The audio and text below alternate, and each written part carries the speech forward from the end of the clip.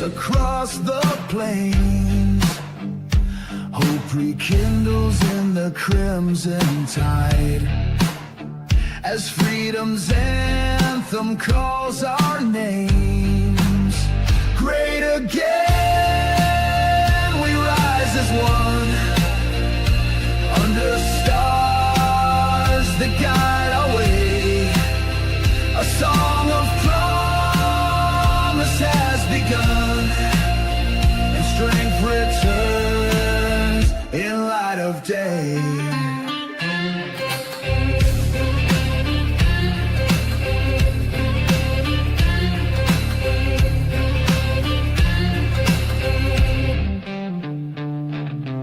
Fields of dreams are ripe once more. Factories hum with honest pride. Our banner waves on every shore, with courage marching by our side. Great again, we rise as one, under stars that guide our way. A song of promise has begun, and strength returns in light of day. Through trials dark, we found our steel. The eagle's cry breaks through the night. In unity, our wounds now heal. We chase the dawn with fearless light.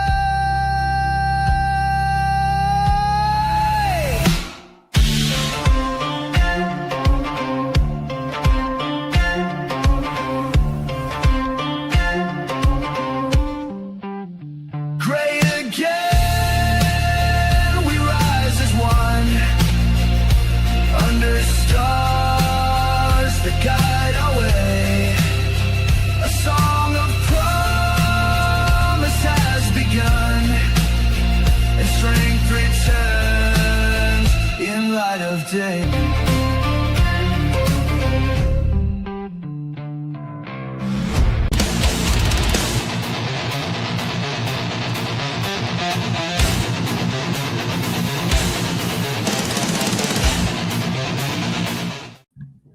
Hey, how's everybody doing this Friday night? What's going on, Dr. Jade? Oh, just more of the same. It's another week. When you put that drummer on, I always have to turn my volume down. Oh, really? Is he that loud? Comes on. He's that loud, huh? But What's then I up, turn it sis? up. My sister's here. Commander's in the house. What's up, Simon? What's going on, everybody? Who else? Anybody else here want to chime in? 7 so far. Rich, Dr. Jade. So good to see you. But yeah, good to see you, man. Yeah, we got a show tonight, man. It's like never ending. The news coming through. A lot of good stuff. It just doesn't stop, does it, Rich? No, it doesn't. It really doesn't. Which is good for us, I guess. It's good for business, Hey, what's up, Loafer? What's going on? Mickey D. Better as a drummer, and yeah. Yep. Yeah, prove me wrong. Can't prove you wrong. Hey, hi, Doc Jade. That's my sister saying hi. Yeah, hi, Carrie-Ann. Hi, Commander. What's that music? Like a trumpet? There's trumpet practicing upstairs. Oh, okay, cool. I was like, wow, you got a trumpet there. Nice send-off. Thank you. Yeah, there you go. Oh, well. Yeah, Trump is back. There's trumpet practice in the upstairs studio. Right. We have an upstairs studio and a downstairs studio in the house. Nice. Very cool. All right, let me bring up what the hell we're going to be talking about tonight. Let's see. Let's start off at the top. The Dow, for all those black pillars, the Dow soars 1,300 points. Oil plunges the most since 2020 as Trump announces a 2 weeks Iran ceasefire. J.D. Vance has a message about the black pillars. It's pretty good, too. South Carolina measles outbreak. I'm going to get into that, and it infuriates me. In the South, it's measles are coming back, and all because of one fucking person. Fed up, UK's Starmer equates Trump and Putin in national security rant. Okay. Stats show Trump's immigration policies are doing very real and long-term damage to the political power of blue cities and states.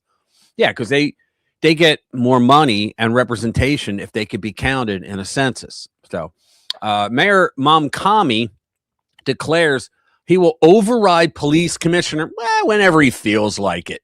He said that. The left is baffled, but still repulsed by the white working class. There we go. The war in Iran was a test for Europe. It failed. Not you guys, the leaders of Europe. It failed. More than 76,000 Canadians have been killed through MAID. One province has had enough. We're going to talk about that tonight, Commander. Political pressure from Somali community hampered Minnesota fraud probes, whistleblower says. Now, how much you want to bet, Jade? This whistleblower was put up to say that because, because all politicians going after politicians, because that's what this is, right? J.D. Vance is going after the fraud for the administration. And they could say, well, you have constituents, they want you to do something. And you'd be like, yeah, but it's fraud. Yeah, but they're Somalis, So I don't buy it. The real reason Obamacare enrollment is down is thanks to Trump's fraud crackdown. Barack Obama he's the first one that put 68,000 Somalis in Minnesota in the first place. And then he created these federal pipelines of money so that the fraud could take place. And once they know it, but they have to, you have to prove it before you can charge. Now he'll claim immunity, but there's no immunity when you break the law. But he'll say, oh, it wasn't breaking the law. I had a right to do it. Well, he didn't. Trump has been saying Iran can't have nukes for 20 years. And there's the video we're going to play. A lot of you already saw it, but I figured we'd throw it in. Only prosecutions will end DOJ abuse. Only prosecutions will end the DOJ's abuse as media pretend otherwise. In other words, the media is saying, oh, it's just retaliation. Well, you only take retaliation against someone that did something to you that was wrong. So they don't even realize that they're saying, yeah, I guess you were fucked over and now you want to get even with them. No. Well, yeah. I mean, in their mind, sure. But you got to have accountability or else this stuff will never end. Like Trump's not going after people for political reasons right now. Right. Because there's a lot of Democrats out there that did not participate. I mean, in government that did not participate in lawfare against Trump or any of the people that, worked for him or whatnot. He's not suddenly coming after them, right? He's going after people that broke the law. Lawfare law. So does that mean if you commit a crime against somebody that you're immune from being accused of that crime yourself? That's exactly what they're trying to argue. And the press has been saying this since Trump got in. In fact, before Trump got in, they're saying, if Donald Trump gets in, he's gonna go after all these people. He's gonna put the law on his own. He's gonna weaponize the DOJ like it wasn't weaponized against him by Obama and Biden. It's just Obama did it like a snake, like the snake that he friggin' is, right? He let the others take the credit for it, and he tried to do it underhandedly, right? But Biden, his people, holy cow. They didn't even care who was seen walking into the White House. These prosecutors from New York and Atlanta and others, right? The ones that are throwing the lawfare case, that they threw the lawfare cases at them. They had people just walking right into the White House because the Biden people were going to tell them what to do, how to do it, what to go after him on. It was all bullshit. Well, they didn't care because Biden was going to get another term, and and then it would be Gavin Newsom. Yeah, exactly. Maybe Hillary. Practicing Muslims can't disavow Sharia even if they wanted to. You know what I'm seeing, guys? I'm seeing all over the place. I'm reading and watching videos where people are fed up with the whole Islam thing. And you know what? God bless you, Europeans, for not going crazy on it, but speaking up, because I think you guys were a big part of the message. That was, you know what? They don't want to assimilate. They don't feel they have to. They want us to assimilate. We have 200 no-go zones in all of Europe. The press says, no-go zones. Oh, really? How about we send you to one, asshole? And see how long you last. Right? And then you read the two stories that I sent you about, like, Montreal was one. Oh, I didn't know. I Montreal, where didn't. they tried to have You the sent me prayers. stories? I sent you that thing about Montreal. When? Where I don't know, during the week. Oh, all right. I'm sorry. I didn't read it. I should have. Okay, I yeah, apologize. they Notre Dame Cathedral, which is like one of the biggest Catholic churches Oh, yeah. outside of Yeah. Rome, and they shut down the street in front of it with Muslim prayers. Yeah. The first thing that happened was the cathedral, the church started ringing their bells. Continuously started ringing, and they're very, very loud. Oh, I know. So I thought that was great. And then the cops broke it up. Montreal's had enough. Yeah, I know. People like Europe, the EU just voted. I mean, we talked about it last week, right? A very large number, like 380 something to 280 something. I don't know, but it was a large number that they won by, and people applauded. Yeah, like they're saying, no, we're gonna deport them now. We're gonna start the process. 386 to 212 or something. I mean, look, Barack Obama. Well, Obama did it too, but Joe Biden mostly. I mean, more than Obama, but he brought in upwards to between 10 and 20 million illegals, right? And yeah, they're committing crimes, a lot of them, but an overall majority they're not. They're just here illegally. They're sucking up all our resources. They're harming Americans that way, right? But in Europe, I mean, come on, they're Muslims. They you know, they don't give a rat's ass about anybody but themselves, and I always say like they're all giving Trump a bunch of shit. And I'll get into this later. I got some things I wrote that I'm going to read out loud. But like we said last week, I think Germany and what other country? They've already started the expulsions. Oh, yeah. Well, people were saying, I have people that write to me every single day. And you know how on Facebook, if you're not friends with someone, they could still send you a message. Right. But you got to like look for it. There's a special part of the chat that you got to look at it. And you can read it, but if you reply, then they're your friend. Right. So I read a lot of them because I get a kick out of my haters, and who would hate a lovable little fuzzball like me? But I read a lot of the haters. Right. Hey, 42. What's up, brother? Good to see you. Anglo. What's up, man? Thank you for being here, guys. Jimmy from Philly is in the house. And what I say to these people, who else is here? Okay, cool. People coming in. Nice. I always say to these people, they're like you have Tucker Carlson. That might be the first one I do. Tucker Carlson did a video with some guy who's an influencer. I don't even know who he is, but I don't care. But he's saying like there's a video of him out there in 2006, like trashing Islam, right? Like totally trashing, used an F-bomb and everything, right? And now it's 20 years later. He's like, you can't bomb innocent Iran, And it's like, and they're saying that Trump has gone too far and on. I'm trying to bring it down to home to say, look, you motherfuckers, you guys actually forget that what Trump is dealing with in Iran is the leftover remnants of a regime that believes that a God that orders the murder of innocents is a perfect moral God. So how do you deal with people like that? What's up, Louis? Good to see you, man. Yeah, what's that? Yeah, Louis turned me on to something we're going to talk about tonight too. Artemis 2, the landing. I'm sorry, Louis. What time is that landing again? Because we're going to try to look at it live. And a God that had his chief prophet marry an 8-year-old. Yeah, there you go. Yeah, a 9-year-old.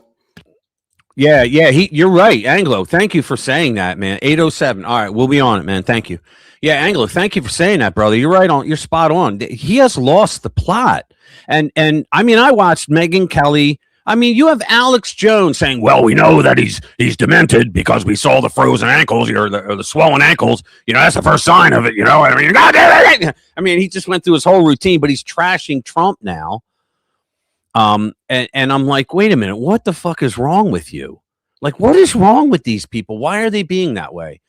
And what everybody's pointing to is because everything we think of is monetarily in our country, right? So they're like, well, they must have taken a really big check because all of a sudden, Nick Fuentes, you have Candace Owens. Candace Owens, as far as I'm concerned, lost her ever-loving mind. I think she lost her mind. Some of the shit that she's coming out. I did too. I spoke to her once on the phone. I thought that was kind of cool. But But yeah, David Harris Jr. handed the phone you to him. started to mention it, Rich. Follow the money. Yeah. Well, yeah, I think they. Yeah, I didn't have a story on it, but I think that. Here's the thing: they may not have gotten an actual big check right up front, but Right. if they do something that gets them more views, they get more money. Yeah. So, especially if you're somebody like Alex Jones, he's got enough people out there.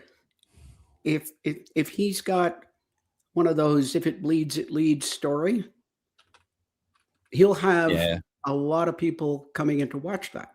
Yeah. So, if you kind of are just a person that says, "Oh yeah, everything's great," you don't get the views. If you go out there and you find fault and, well, I know better. I know this because that shouldn't be like that. Well, now people, you can encourage people to watch you. Yeah. Hold on. Live landing. Let's see if we can get the landing. Live Artemis 2 astronauts return. That's space flight now. Okay. We'll put that on later. All right. Sorry, guys. Let me see. Yeah. Follow the money, man. That's exactly right. I can't fathom them talking this way about Trump. I mean, hey, he said no new wars. Yeah. Okay. So ever since 1979, every president. Let me get the fucking rant out. It constantly. Well, here's what I wrote in response. I'm going to play. Let me see if it's not too long. The video of Tucker. Yeah, it's a short. Okay, I'm going to play this, and then I'm going to give you. If it's still like there, I'll read my. Let me see. How do I pull it up? There we go. Stop screen. Now present. My camera's in the way. Okay, so here it is. So I'm going to refresh. I voted for Trump. Yeah, I campaigned for Trump.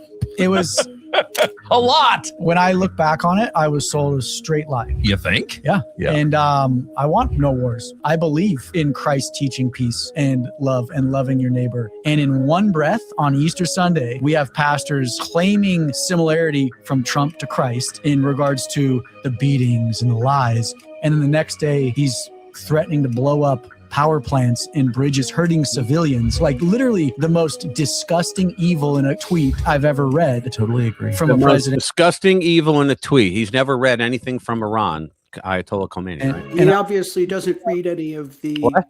He obviously doesn't read any of the Democrat tweets. Oh, I know. They're still going to try to protect that and justify that. How dare they? I voted for Trump. Yeah. How dare they? He says. Well, let me see if they can get. No, where is it?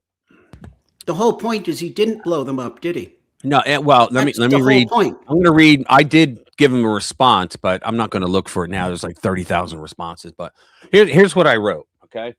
I wrote, it constantly boggles the mind to learn that these influencers who said they voted for and campaigned for Trump know so little about how the man thinks. The civilization post, the tweet, was a negotiation tactic, and so far it's working. How quickly they turned on him, calling him the Antichrist. That's what they've been calling him, the Antichrist, and talking about the 25th Amendment. And that's when I put in there, remember, he is dealing with the leftover remnants of a regime that believes God, a God who orders the murder of innocents, is a perfect moral God. And that's where they went wrong. Sorry. It's just where they all went wrong. Hey, what's up, Charlie? Good to see you. Whose anniversary? 42. It's your anniversary? Oh, that's kind of cool. I didn't even know. What's up, Bass? If you look at a lot of the ways they behave, Islam is a freaking death cult. Well, yeah. I just bought a book and I'm reading it now, and it's the evil of Islam, something like that. I don't know titles, but it's a pretty good book. I mean, it points out like how evil it really is and how it's not a religion. I've always maintained it's not a religion. It's just it's a totalitarian system that was designed to keep their people in line. That's what it was. And because every other religion in the world pretty much is about you becoming closer to God, right? We could get into that because I will. And you will be closer to God. But Islam is about you being closer to Islam. The most important thing, yeah, exactly. You're right, Anglo. The most important thing is to them is Islam over anything else. So let me get but back like to the Catholic Church, well, for one, the Catholic Church, the one that has been known to sell indulgences in the past. yeah. The fact is, the whole structure of the Catholic Church was the priest was between you and God. Yeah, that is true. And I they said that to used people, and they're that. like, "No way." That was specifically to control the people. That's why they were so upset when the Bible was translated into language that people could read, Right. because That's right. you only knew the word of God. They through didn't like the priest. Second Vatican Council either because it took away the Latin Mass. But Yeah, but they did it. I mean, the Pope did it. But Yeah. even when I was very young, the Catholic Church, you knew the Bible through the priest. Of course, Right. people had Catechism. English and French translation to the Bible. Right. We had catechisms in But- Catholic school. But you Vulgate, yes. you had to go through the priest. Right. Yeah. Well, like you couldn't speak to God yourself and ask for the forgiveness of your sins. You had to go through the priest in the Catholic Church. You know why? Because that brings money to the Catholic Church. Those donations, all those envelopes. And do you know why the first son typically was given to the church? He was supposed to be a priest because the inheritance rules. Oh yeah. Yeah, because if the first son inherits the property, guess who gets it? The church. Oh, okay. Because Yeah, the priest didn't own it. The priest. Yeah, well, I was sentenced to 12 years of Catholic school by my parents, but after that, not too much. We did catechisms. We never. Anyway, we're bogging down. Nobody even owned a Bible in those days. Yeah, let me move on. So, yeah. Here we go. California's Barbie bigot. Who do you think it is? Who do you think she is? Mrs. Newsom. You got it. It's Mrs. Newsom. I knew it wouldn't take long. So That was easy, Rich. That was I know. Right. She scares me. Ex-love of Soleimani's niece. Her frantic call from ICE detention claiming years of abuse. Not from ICE. So, Rhino amnesty scheme exposed as MAGA base unleashes fury on GOP backers of, what is it? Dignidad Act? I don't even know. Dignidad. All right, whatever. We'll just call it whatever. Federal court clears the path for DOJ to seize state voter rolls. There you go. And you know why? They want because that's in the SAVE Act, or part of the SAVE Act.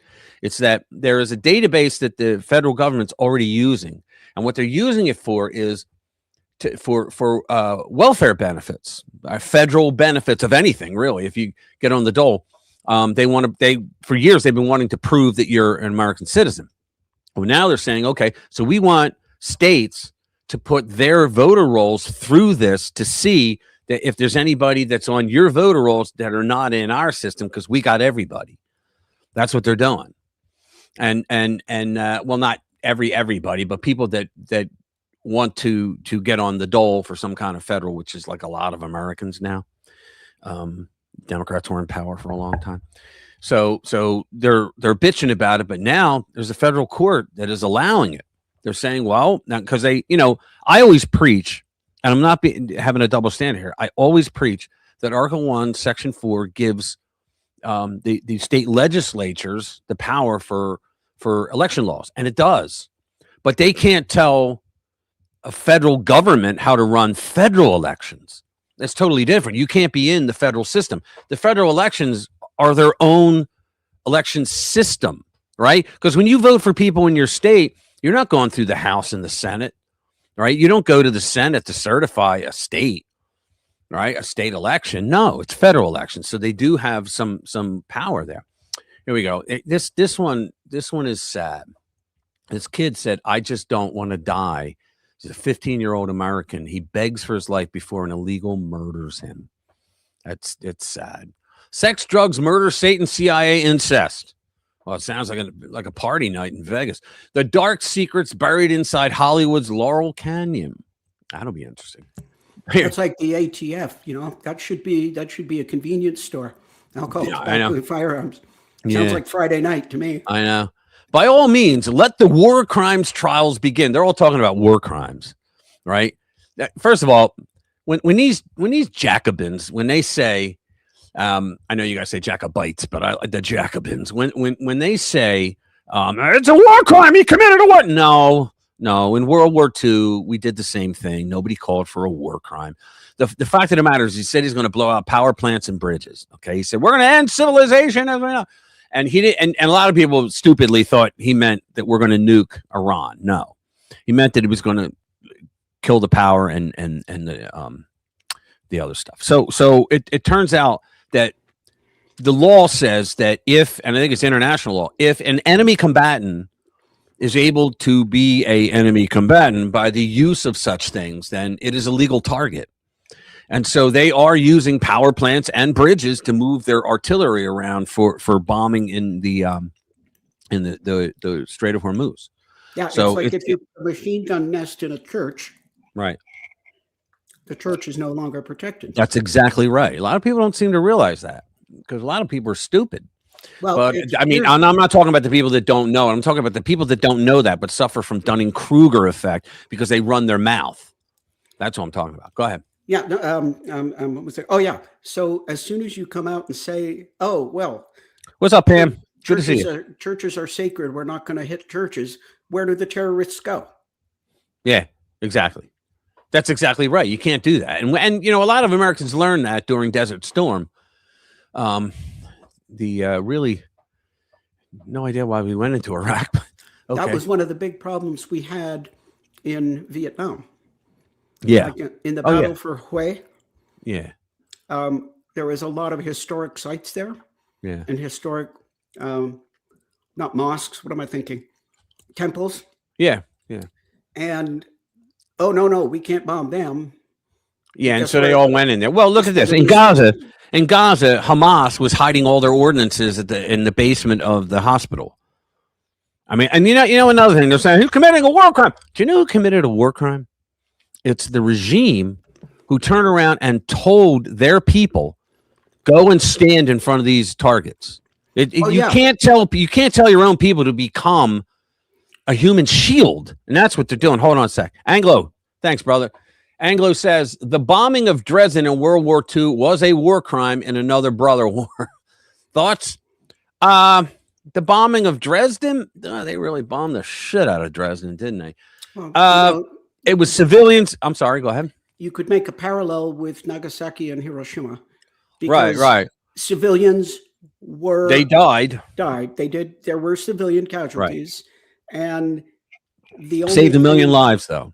But hey, listen, it saved a heck of a lot of Japanese lives as well. Yeah, it saved at least 1 million American soldiers' lives. But what people don't think, if you think that through, that's 1 million guys that were going through the mainland of China and eventually getting killed after killing how many Japanese? Right. Going door to door. Millions of Japanese were saved. Oh yeah. Because if we had to do a land war, they would have died because they thought they were fighting for a god. Okay, that's why one of the conditions of the emperor was he had to admit he was not a deity. Yeah. But I want to say something. Go ahead, finish, because I want to say something before we get off this topic. Yeah, a lot of our guys would have died, and a heck of a lot more Japanese would have died. Right. I think in getting back to Dresden, I think the way I think of it is it was considered a bombardment. The bombardment was considered a war crime because it targeted unarmed civilians. Yes, but that's happened before. If you have a military purpose, right? That the enemy. See, Dresden, I don't see the military purpose. Does anybody else for that bombing? I just don't see it. So that's why I would call it a war crime, not because innocent civilians got killed, unless they targeted them intentionally.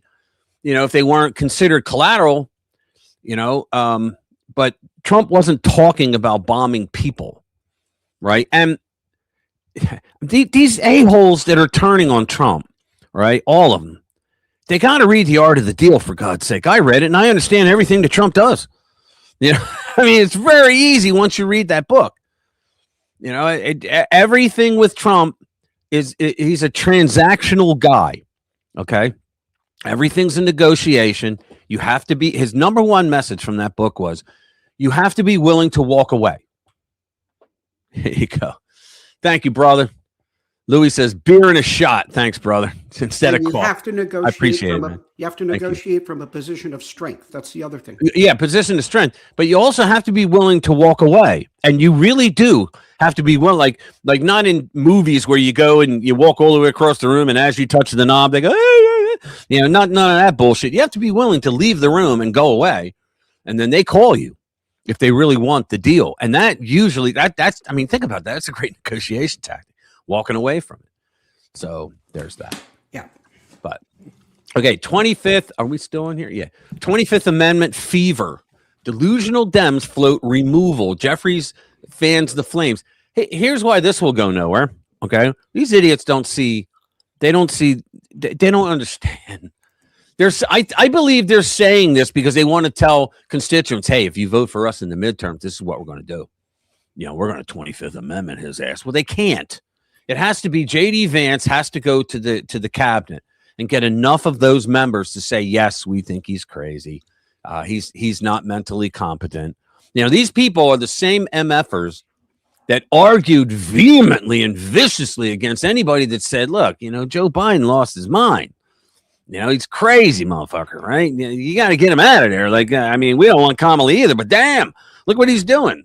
He could push the button accidentally, that kind of shit, all the jokes that were told. But now they're saying that Donald Trump is crazy because he said the civilization thing, and they don't seem to realize that it was a tactic that so far is working.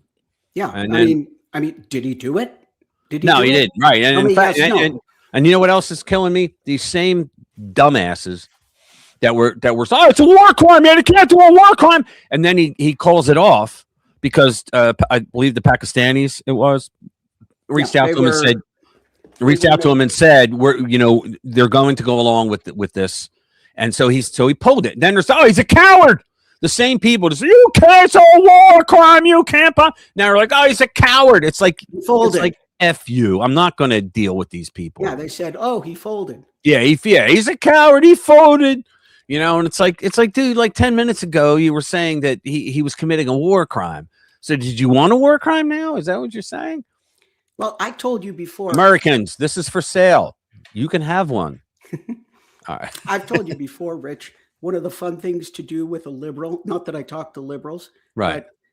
But what you do is you talk to them and you try and get them to diametrically oppose themselves within 5 minutes. Yeah. It's kind of like we're living on stolen land, but the baby born to illegal aliens 6 minutes ago belongs here. Right. Okay. Wait, what?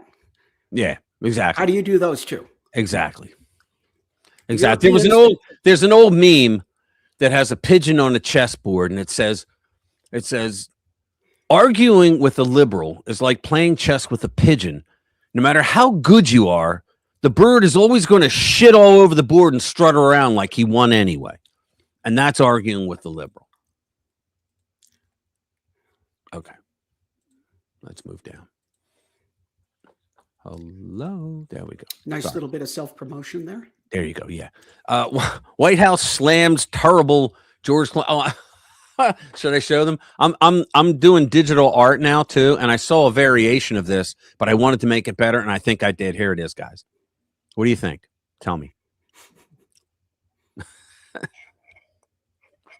I think it came out well. Thoughts? Anybody? I told you before. I like it. Yeah. Cool. All right. I think they're talking about other things. All right. Let me go share this again. Stop sharing because I pulled the picture up. Commander likes it. Oh, cool. I didn't see it. Carry on liked it. 42 thought it was good. Yeah, F you. All right. White House slams terrible George Clooney. Who wants to listen to George Clooney for accusing Trump of a war crime over the rhetoric? Here you go. Undercover video. California official caught admitting fraud is everywhere in the state. And here's my senator again. Fetterman breaks with Democrats. Trump's Iran strikes made the world safer.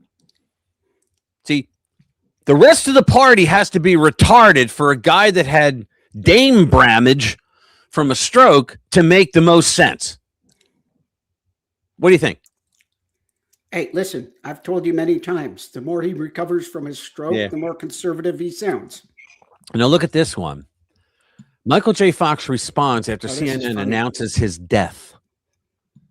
Can you believe this shit? He's lived with that shit for all these years, and now they came out actually with like remembering Michael J. Fox with the music and all that shit, right? And he's like, "Hey, assholes, I'm alive. What are you doing here?" Right? The reports of my death have been greatly exaggerated. Yeah. CENTCOM chief, Iran has suffered a generational military defeat.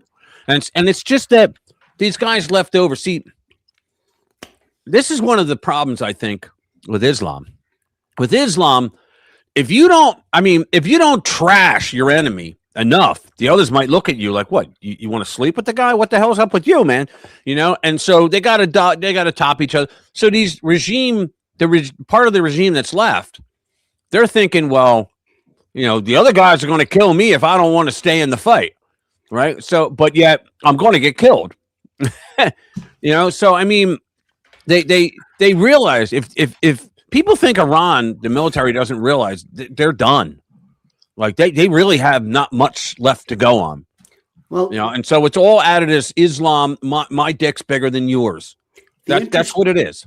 The interesting thing is, there is no central control. Iran's military, for what it was, is broken down into, like, I think they counted 31 different factions. And the word on the street is that Trump is negotiating with the strongest of the factions and basically playing them all off against each other, because, like you alluded to just now, if the one thinks that, oh, you're colluding, we're going to bomb you too, you know? Yeah. So he's playing them off against each other and trying to deal with the strongest of them, so that eventually, you know, when this all plays out, they'll only be the strongest one, and he'll have been talking to them. Yeah, exactly. It's just it's crazy, man. Yeah, this book I'm reading, holy mackerel. There's a lot of things about Islam I didn't know. That is really bad. Too fun to check. China suffers massive cyber war defeat. Yeah, this hacker went in and got him. Media gets it wrong again. Iran confirms Strait of Hormuz is not closed, though they were still sending some firepower out there. But Trump is saying they're not doing it fast enough. But I think when you have, what is it, like 500 ships? I'm exaggerating, but you got so many ships that are waiting to go through the strait. You know, you have to. It's like a bottleneck. You know, it's going to take time.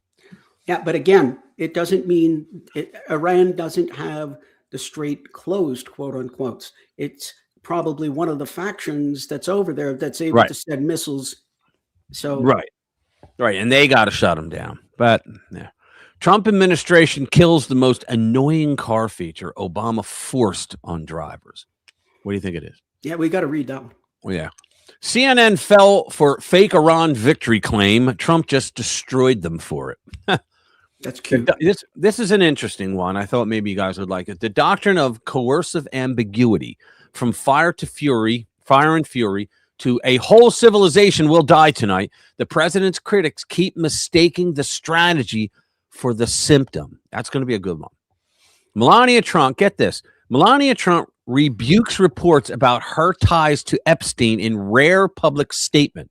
Because they're trying to say that she was buddies with Ghislaine Maxwell and with Jeffrey Epstein. And she comes right out and says, no, we were acquaintances. And in New York and in like New York, London, California, in those kinds of places, the high society, the billionaires, they all go to the same parties, whatever it is. We say parties, we think, you know, like my kind of parties, I don't think anybody here want to go to either. You know, you get rip roaring drunk to all hours of the night, right?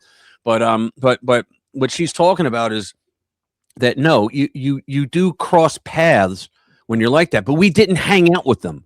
And like what about all those pictures? Yeah, people take pictures of celebrities together. Does that mean that they hung out? No. And that's what she's saying. I believe her when you hear it. I'm surprised that the Dems don't claimed to have pictures with her with some underage girl. Yeah, I know. Isn't that crazy? Here you go. Here's one you're going to want to watch. This is a video. Hollywood is in free fall. And one of the reasons is because of AI. You're not going to need actors anymore very soon. Like right now, I think Grok can do a movie. I mean, in like 15 minutes, you can give it the plot, characters, tell it to make up characters, tell it what you want the movie to be about. It'll have the entire score, original, of course. It'll have all the characters, dialogue, everything in the movie. So that and they don't have it out. They don't. It's not the Grok version that's out yet, but I heard Elon talking about it. So that means that a handful of people, handful of producer types could produce a blockbuster. Yeah. By themselves. Yes. Yes, and anybody can be a producer now. Yeah, and you don't have to have like 100 or 1,000 people in it. Right. You can have a half a dozen people. Right. And you know, in a week or a month. Right. Well, what's that one? Castaway? It was one guy most of the movie. Yeah. It was what's his name? The pedophile. Yeah, what the hell is Tom Hanks? Tom Hanks. Is he a pedophile? Yeah, they all said he was. Yeah. Huh. They all said, I don't know. Fact checkers. I don't know. That's what I've read. I don't know. I know he's a lib nut. I know he's a lefty. To be honest, okay. I don't believe anything that comes out of Hollywood. Just point me to a good book about Waterloo. I'm interested. Awesome. Yeah, I've got 6 books up now on Amazon. Most of them history. Hell yeah, girls, can't wait. I'll get Richie Vower to play this. He would love to hear that too. Yeah. Let's see. What is that? Kling AI? Can do it now? Yeah. Yeah. What's going on? Yeah, he says Hanks is a pedo. Yeah, what's going on right now is like all this AI stuff, it's going away. Sorry. The AI that we know it as of now is going away because it needs too much energy. I mean, think about it. If you were building, like if an AI company wanted to build a new data center and a plant and all that, the people in that city or the town, their energy costs would just skyrocket. Well, because actually, they have to suck up so much power that they got to add more power stations to it in the area, and that means cost because you got to build it, you got to pay the people that are going to run it, right? And so what Trump did, he gave the answer. He said to them, "Build your own power plant on your own property." Boom. I was just going to say, I've heard that a lot of cities are requiring the AI centers to build their own power generation. Right. Well, after Trump said you can do it, because they were like, wait a minute, we're allowed to do that? And he's like, why not? He said, you'll still be regulated, but locally, or yeah. I'm sorry, not locally, we'll do it. Because locally, the politics would get involved, right? Well, you didn't kiss my ass enough at that party we went to, so screw you, shut it down, that kind of stuff, childish liberals. But yeah, that's what they're saying. But what's going to happen is, the quantum chip is going to take over all this. It doesn't need all that power to do even more than what AI can do right now. And they have a quantum chip already. Google came out with it, but they're not. I mean, it's not for sale, and I don't know if it will be for a long time. Know what else is related to AI? Cost of chips, like memory chips and CPU chips, have like quadrupled in the past year. Yeah. Oh, yeah. Yeah. Well, a lot of it too has to do for like the mining on Bitcoin and all that has to do with the video card, which is why video cards have come out with like gigabyte chips, maybe more. I mean, Commander, you would know more of that than I do. Commander's a whiz on gaming PCs and whatnot. And I used to be, but then after a certain level, I just stopped. Yeah, hold on. Just watch a video about laser rust removal. When he gets to the center of the cast iron pan, he says it won't get Oprah Winfrey blue. Oh, that's funny. Okay. Let me get through the list and then start reading. Low IQ. Here you go. Trump hit back. Low IQ. President Trump rips Candace Owens, Alex Jones, Tucker Carlson, and Megyn Kelly in a scathing Truth Social post because they're trashing the man. And it's all over that Iran. It's all over Iran. It's like, he said no new wars. No, he said no new forever wars. Right? He said a forever war. He was talking like last week he was saying 2 or 3 more weeks. That's it.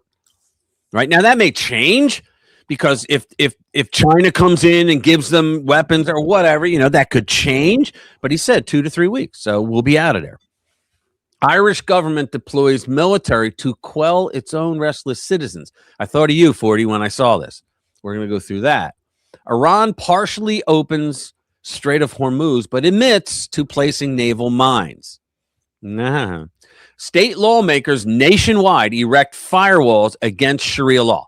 Yeah, they think, see, down in Texas, there was a young Muslim guy, and he was like the director of this big-ass Muslim community they were going to build, right? And I think they have built it, but he was on TV on a show. It was a show, or I'm sorry, it was a podcast, radio podcast with Muslims that ran the radio podcast. And they were all laughing, saying, these dumbasses, these Americans, we're going to use the infidels' laws against them. So in other words, they're saying, yeah, we're going to build this because you're going to say, no, you can't because you fear us, but we're going to say First Amendment.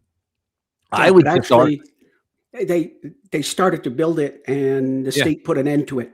Right, but it's built. It's there. Not part of it. Oh, it's not finished. I've seen the whole building. I saw the whole building. Yeah, they shut it down. I did a story on this. They shut it down before it was even erected. Yeah, they shut it. Killed all the permits. They can't sell the houses the way they said they were going to sell them just to Muslims. They cannot do that. Oh, they can't do that. Right. But so, no, I'm saying the community center. It's a big ass building. Oh, the community center was built. Yeah, that's what I'm talking about. And some of the houses, but they shut it down and they can't sell the houses. Yeah, because they said they violated the law. Yeah.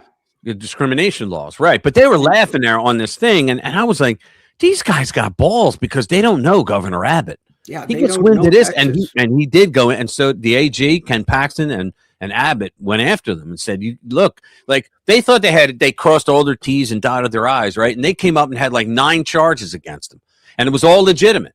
Like they didn't think of all these things. Oh, we didn't know. Well, tough shit.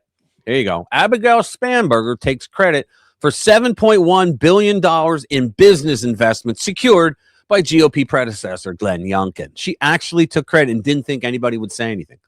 There are more Iran truce optimism. Israel to open ceasefire negotiations with Lebanon after Trump pressured Netanyahu. So all these guys say, Israel grabs him by the nose. Bullshit. And Netanyahu's real pissed about it, but fuck him. He's not the American president, is he? Right? So and then what happened? Oil dropped because of that. So, all right, let's get into it. And we have the plethora up here of the side. Not as much of a plethora, but we got the videos down here. Some of them are really good. I have one, Robot Lives Matter. That's pretty good. Let's do this one first.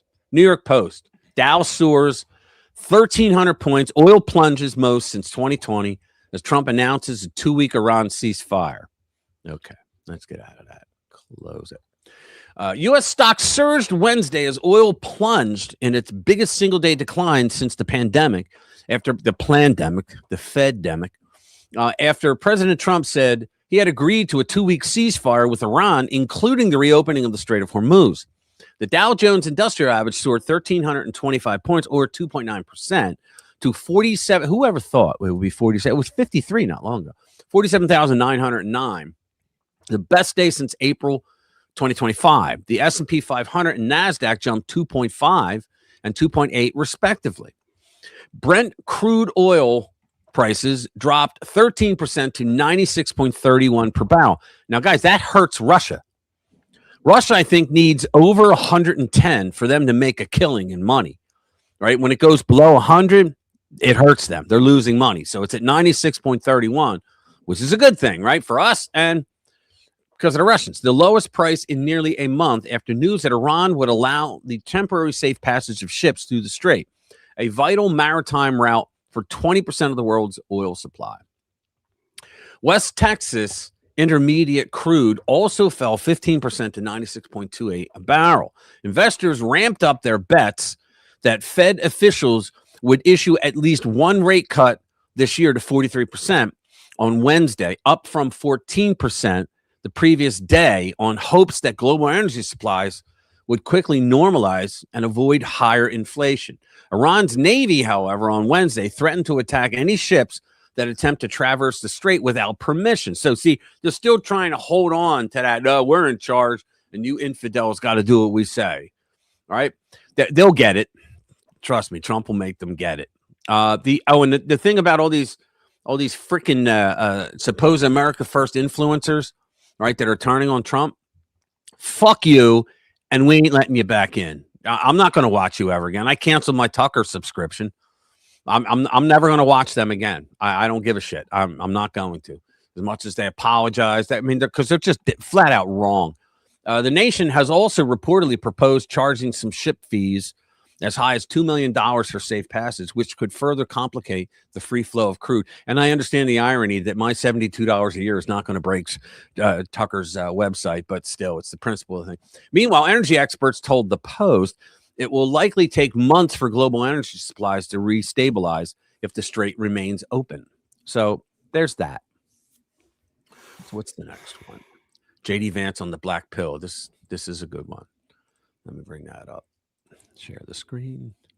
To activate the 25th Amendment, you don't need the vice president, though, don't you? Well, the cabinet. That's one way to do it. Usually the cabinet has to. Well, let's go. Hang on.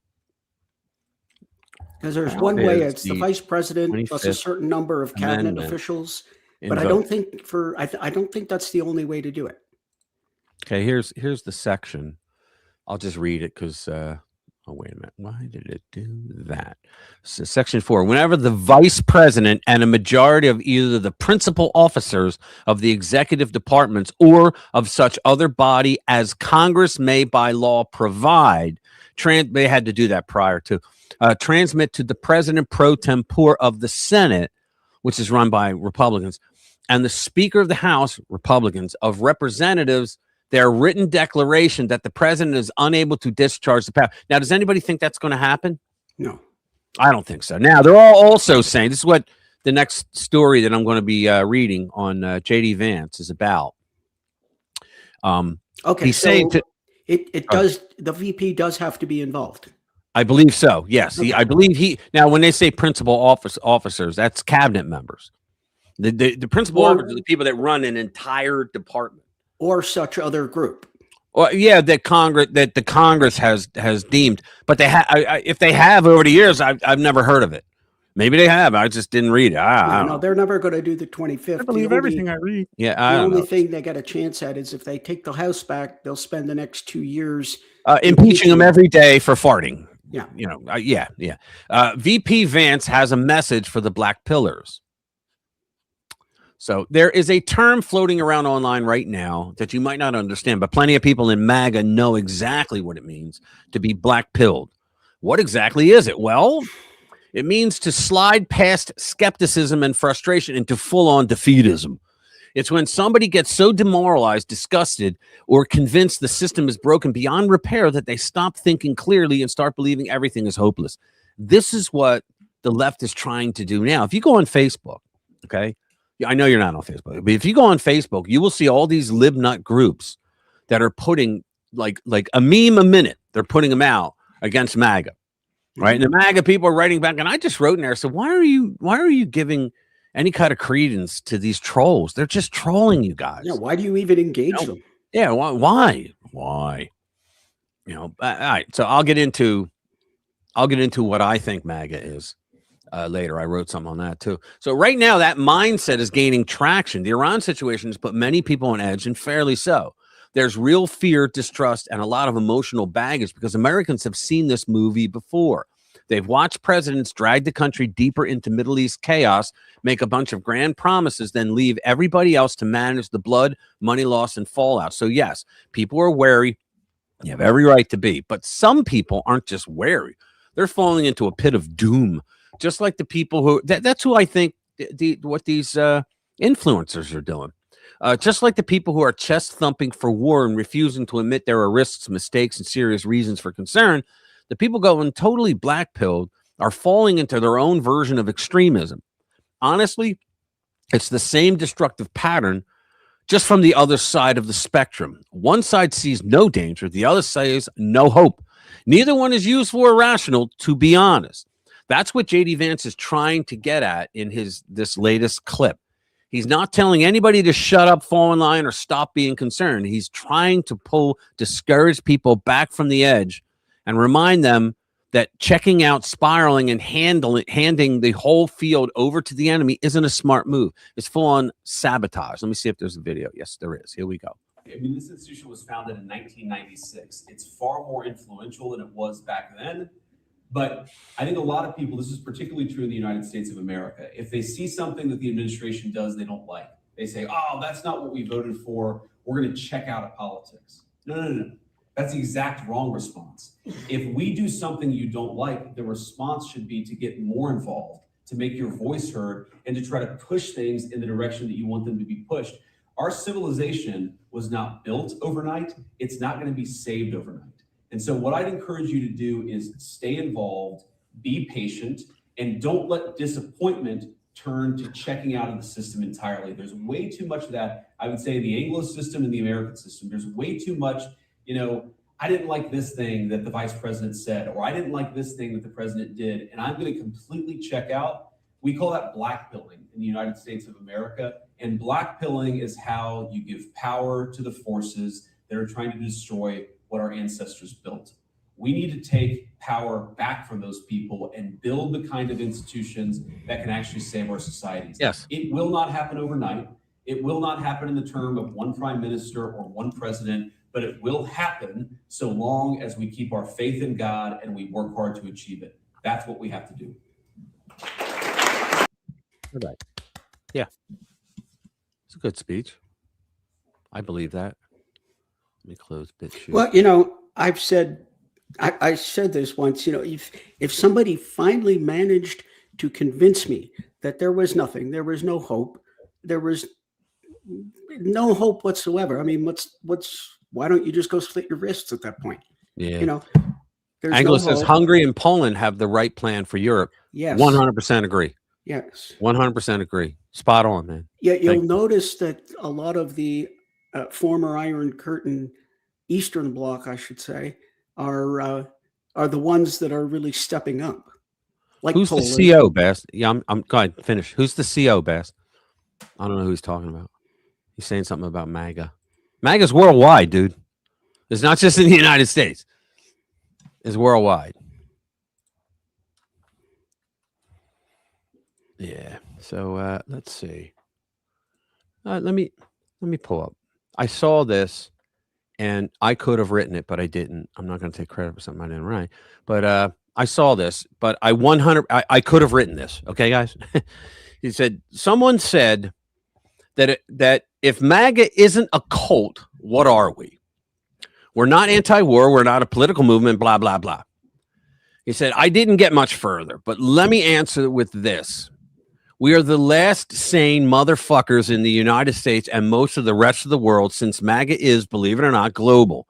We are the last of the common sense era. We are the very last line of defense for unborn children being murdered by the millions that can't defend themselves. We are the people of conviction. We are the people who are smart enough to know that you can be anti-war, yet have enough common sense to know that not everything is up to us, and sometimes military action becomes necessary to save lives.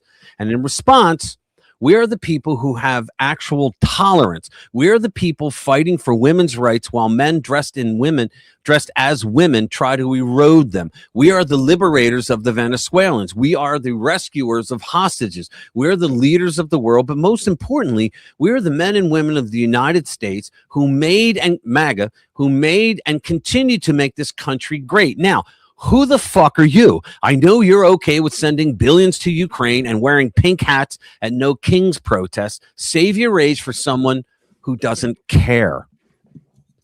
I think that was appropriate. It reminds me, it's funny that the liberals are always, so pro-abortion rights. And the funny thing is, who gets abortions? Yeah. Yeah. Conservatives get abortions at a far, far lower rate than liberals. Yeah, they still get them, but not as much. The left uses it as birth control. Let's be honest. Oh, and you know something? That was the worst of it for me when I was in medical school, and you'd see some 17-year-old coming in for her fifth. Yeah. That's that's nauseating. That's crazy You know, town, isn't it? yeah, that's just. Yeah, it's freaking crazy. I don't town. even know what. I don't have words for that. Yeah. Here's one: the measles outbreak in South Carolina. Ready? So, all right, South Carolina's measles outbreak is a warning. Let me make this a little bigger. South Carolina families are living through a public health crisis that would have been unfathomable just a generation ago. At the turn of the 21st century, measles was officially declared eliminated in the United States. Yet over the past few months, the virus has returned in force in upstate South Carolina, infecting more than 990 people and forcing hundreds of children into quarantine. The reason is simple. Vaccination rates are falling. Spartanburg County, the epicenter of the outbreak, is among our state's least vaccinated counties. I would like to jump in right here and say it's because we had a fucking Democrat administration that allowed in upwards to 20 million people who were paupers from third world nations that did not have vaccinations unless people like us gave them to them for free. So when you bring enough of over there to here, then here becomes there. So now we're seeing people with measles in this country because we have millions of people that probably had measles coming over the border. All right, I digress. And not to mention that same regime foisted an experimental, unsafe vaccination upon the public. Right. It didn't really increase people's faith in government recommendations, did it? Right. So, now, I want to ask our European friends. So do you guys know if after you guys got bombarded, if you were invaded by Muslims, right? So were there any new diseases that you guys conquered? Because I know you did it too, right? Were there any of them that came back that you can actually say yes, because all these people came in illegally, and there's so many of them, we can't keep track of them. So we don't know if they're healthy or not. He says, Dr. Jade, as a man who was adopted at under 1 year old, I'm against abortion. Sure, I lucked out and got put with a good family. Now I am with my birth family. I won the lottery of life. Yeah, he was adopted, and he found out, like in the same time period, he found out who his family was, and he found his what was it, your sister and your sister's, I think it was it your daughter? Tell the story. Sometimes sometimes things work out, don't they? Yeah, sometimes they do. And he didn't even know, it just happened. Interesting thing about measles, okay? Back in the day, like people like me and my age, all of my cohort, when I was growing up, we all got measles one after another. Yeah. Now, the interesting thing is there's two sides to this coin. If see, I had measles, I am immune. That immunity is not going to go away. People who had the MMR vaccine. Yeah. mRNA? mRNA? No, MMR, measles, mumps, rubella. Okay. Sorry. And this is a safe vaccine that we've been dealing with for 40 years. But the problem is we are just now looking at the 30 and 40 year follow-up for these things. Uh-huh. And we don't know. We know that having the disease gives more protection than having the vaccine. So having measles, I don't get it again.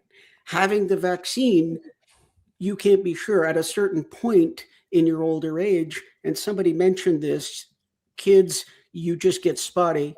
Lofer Shetfield mentioned, yeah, you get spotty. The thing is, children usually recover.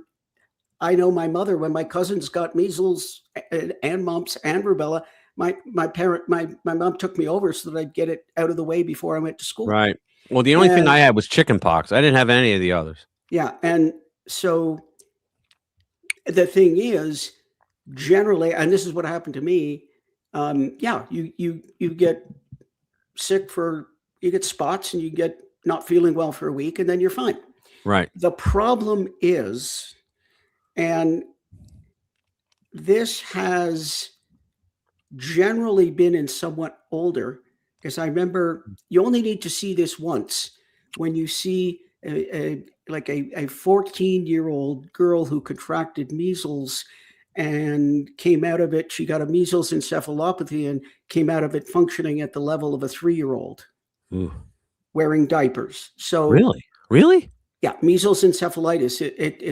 It's terrible. Your brain. So yeah. Does it you put only water need on the to see- brain? Is that what it does? Basically, it affects the brain. You get inflammation and you get brain damage. Yeah. And some people Encephalitis, wasn't that where the water hydrocephalus? No, that's hydrocephalus. Okay. Yeah, encephalitis basically just literally translated means swelling of the brain. Wow. So you get that virus infecting the brain and you can be left with permanent brain damage. But she was like 13 or 14. I had it when I was like 4 or 5. Yeah. And the younger you are, typically you recover.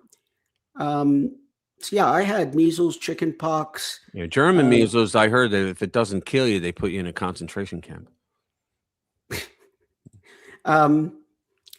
But that's the two sides of the coin. And that's why we have, for the past 30, 40 years, the MMR vaccine. Like I said, in my generation, I just had them all, you know. Right. I only had chicken pox.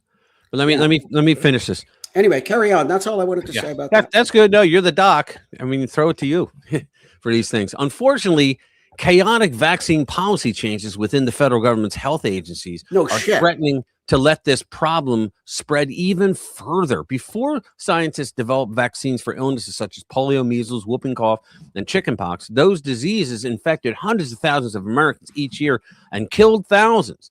Today, cases of polio are virtually unheard of. And even with the recent outbreaks, far fewer children catch the measles, not to mention whooping cough and chickenpox. Today, in that era, before childhood vaccines existed, among Americans born between 1994 and 2023, childhood vaccinations will likely save over 1 million lives and prevent more than 500 million illnesses, while at the same time causing autism. So, because, I mean, what are they up to? Like 25? No, it's like 40 something now, isn't it? For babies vaccinations.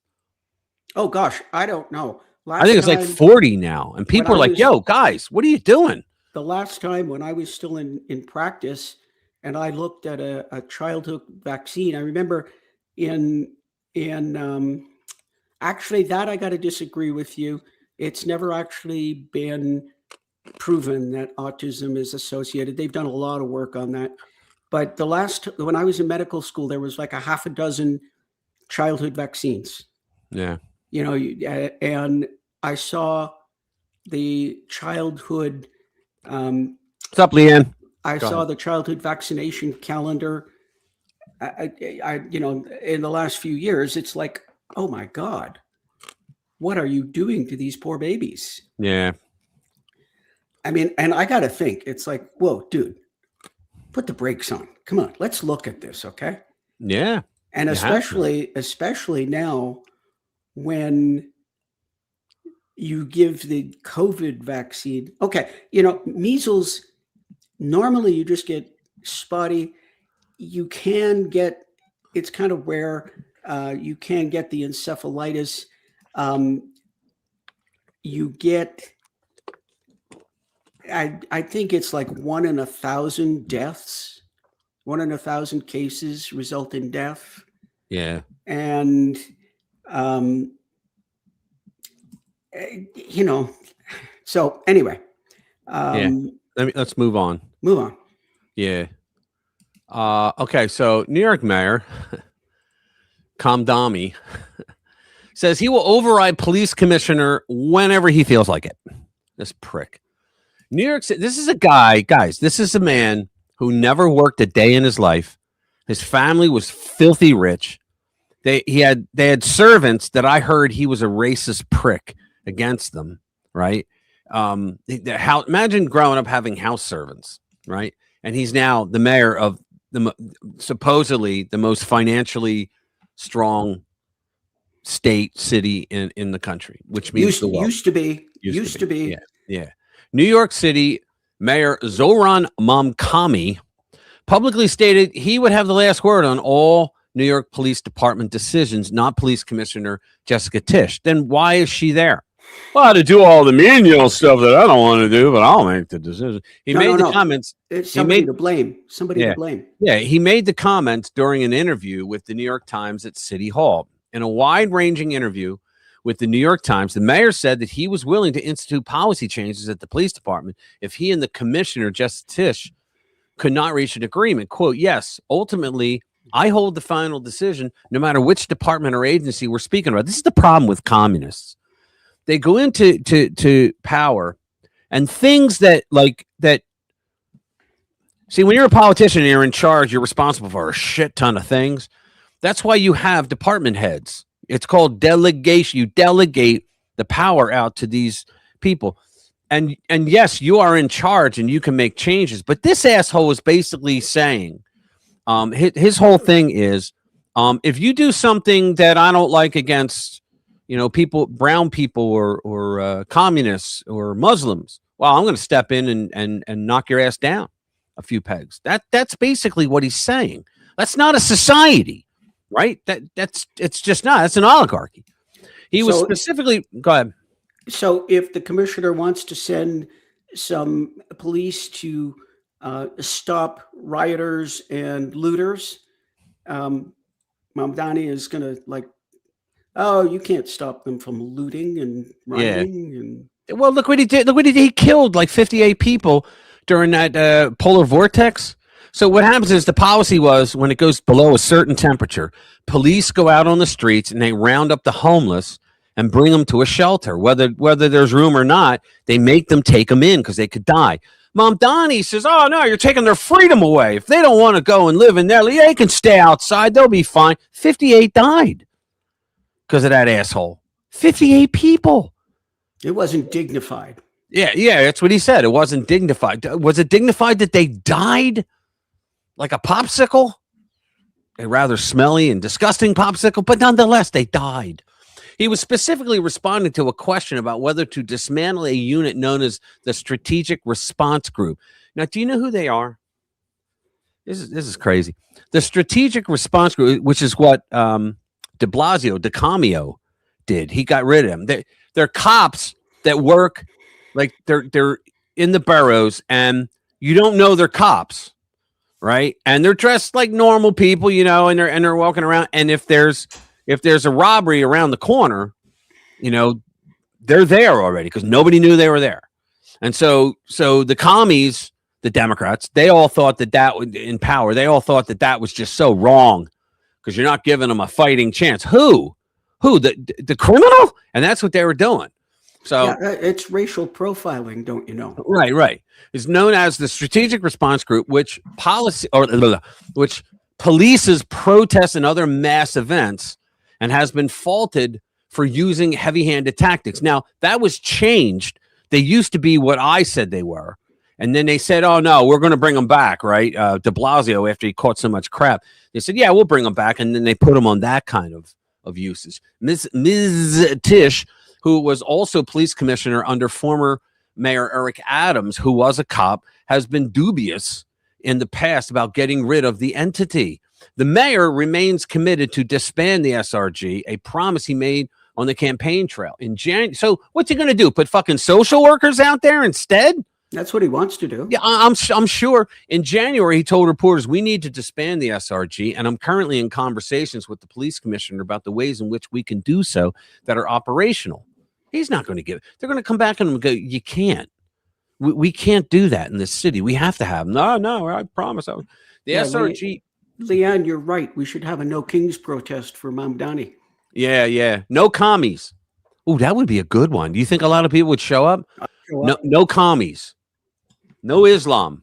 Oh, I could come up with a million of them. No Democrat. The SRG issue is not the only point of contention between Mamdani and Tisch. Mamdani also supports abolishing the NYPD's gang database, a system of more than 16,000 entries, Politico reported. The database has faced criticism for unfairly targeting racial minorities.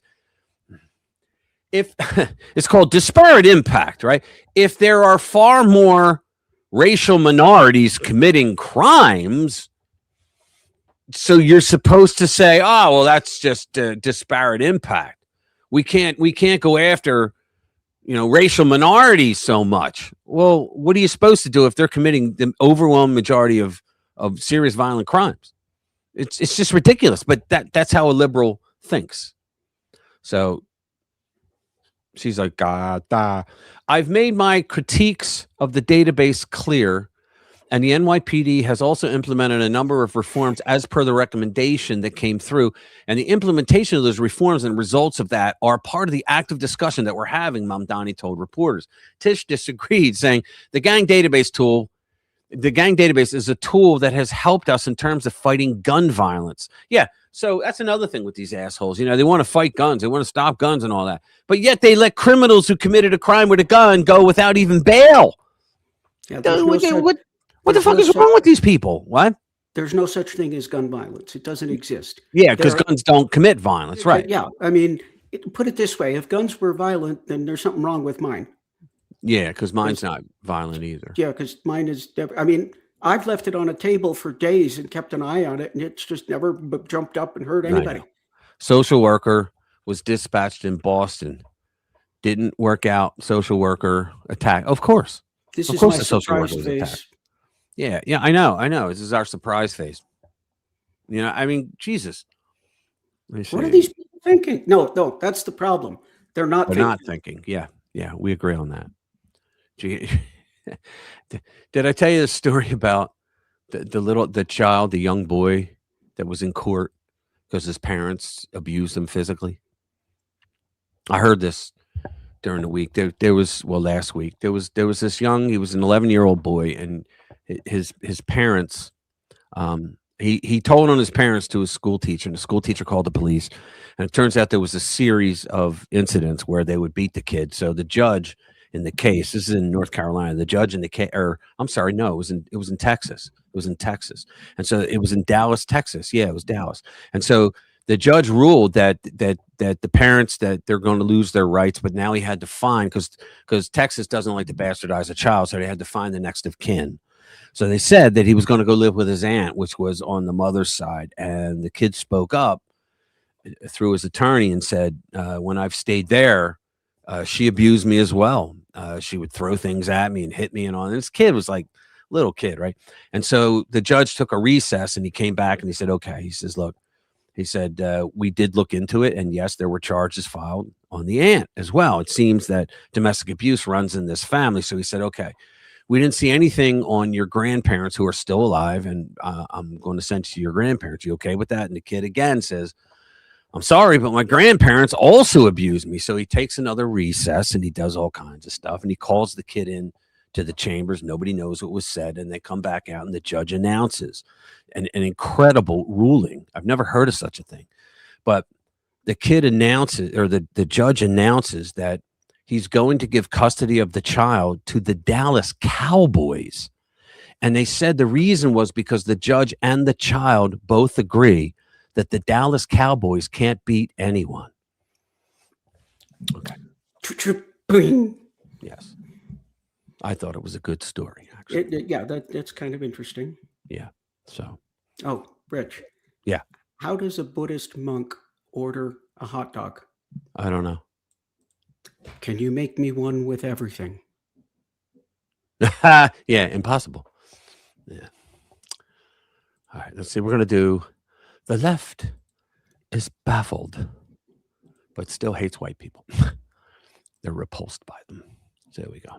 The left is baffled, but still repulsed by the white working class. Democrats can rebrand candidates, but they cannot hide a long record of condescension toward the very working class voters they now need to win back. See, this is Victor Davis Hanson. So that's exactly what I knew was going to happen. They took these people for granted for too long, and now they expect them to vote for them. They're like, fuck you, I ain't voting for you. They may not vote Republican, but they ain't voting for the Democrat either. After failing to win Congress and the presidency in 2024, the Democrats conducted an internal postmortem that of what went wrong. While they predictably did not divulge the full results, everyone knew what they had found. Their obsessions with, let me bring this up. too high. Their obsessions with the low side of 30-70 issues, I say 80-20, it's that bad, had especially alienated Democrats from middle class and working class voters, white middle class. Yet middle class whites still comprise about 40 to 50% of the population and are perhaps overrepresented in voter turnout.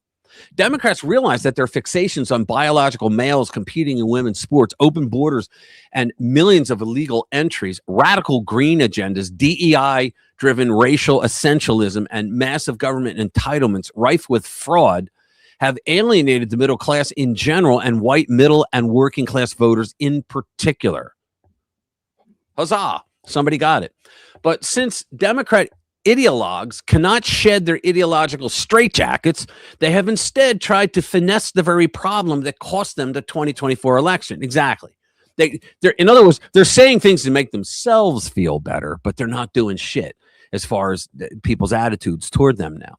They recall, in particular, the successful blueprint that won the 2020 election. They stole it.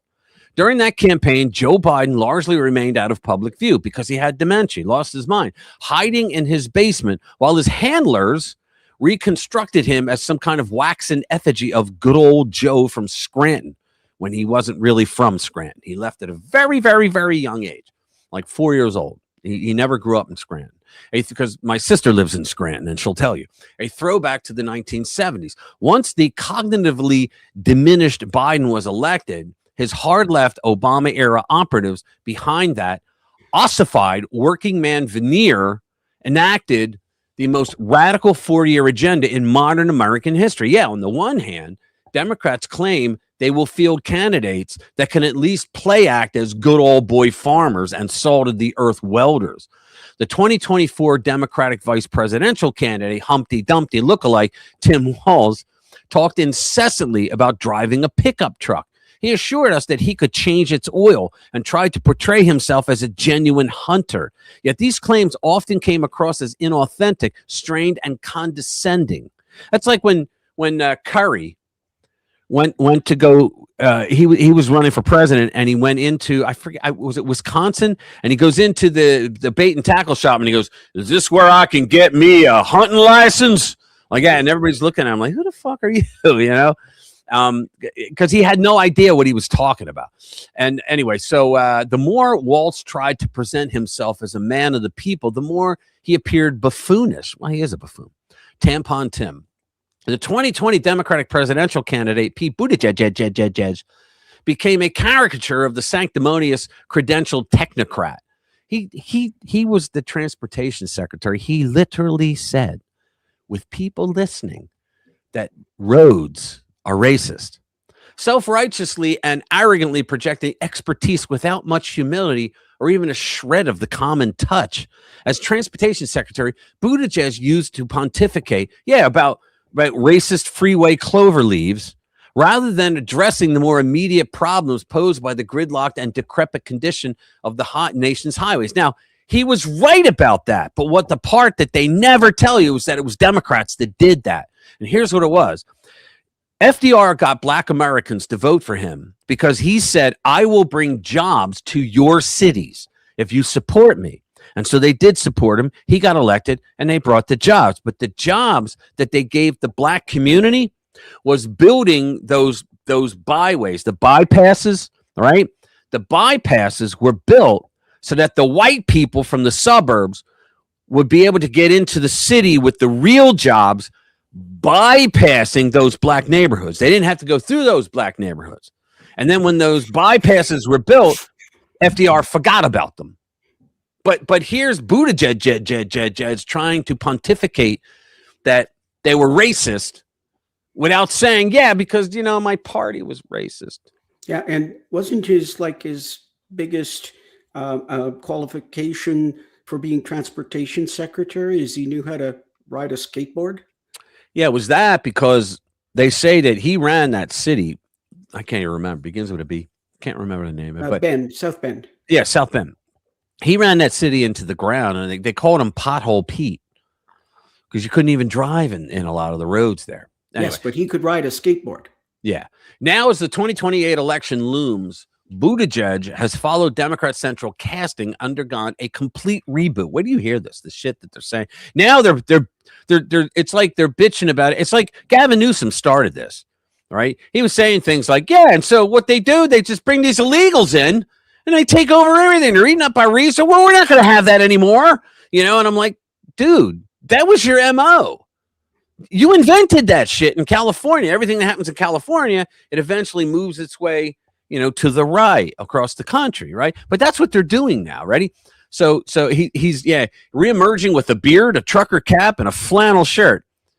We still have that picture of him with the breastfeeding thing on. He had a baby there smiling. Yeah. Come on. I have to eat dinner. Okay? Yeah, we still have that picture, right? Come on. It had our Pete and it had Pete Hegseth, like, you know, and it had their Pete, and he's like with a baby and this prosthetic boob hang. Oh my God. Yeah, their Pete and our Pete. That's like I said, I think last week. Their Chuck, they got Chuck Schumer at his barbecue, and our Chuck, right? Chuck Norris, he's doing up a real Chuck. barbecue at a Texas barbecue.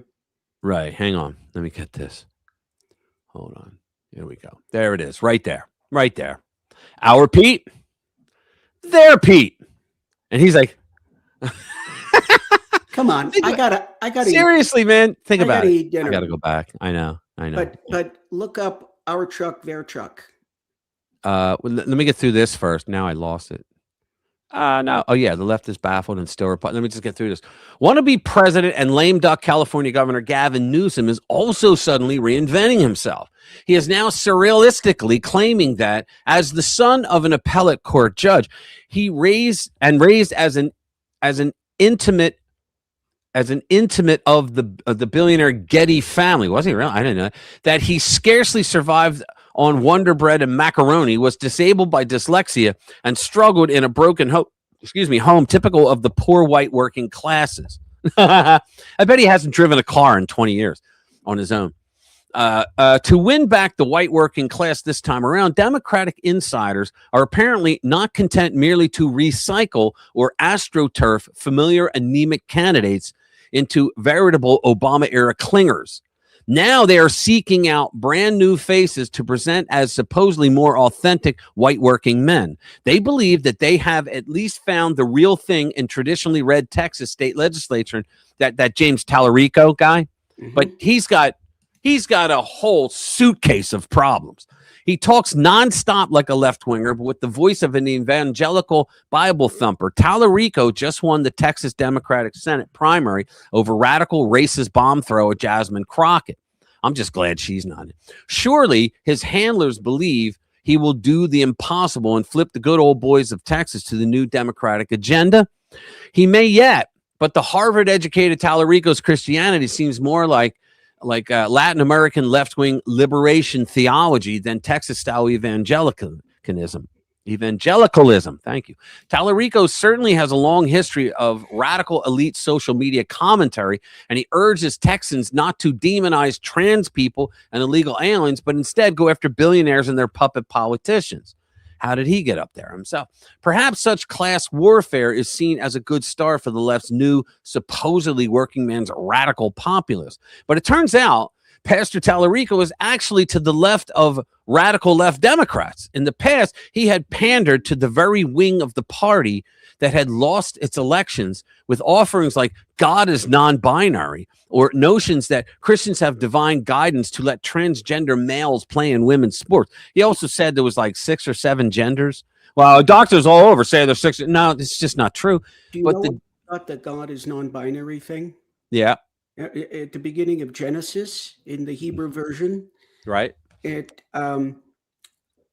language is such that, and I don't speak Hebrew, so I don't know, but it's a gendered language.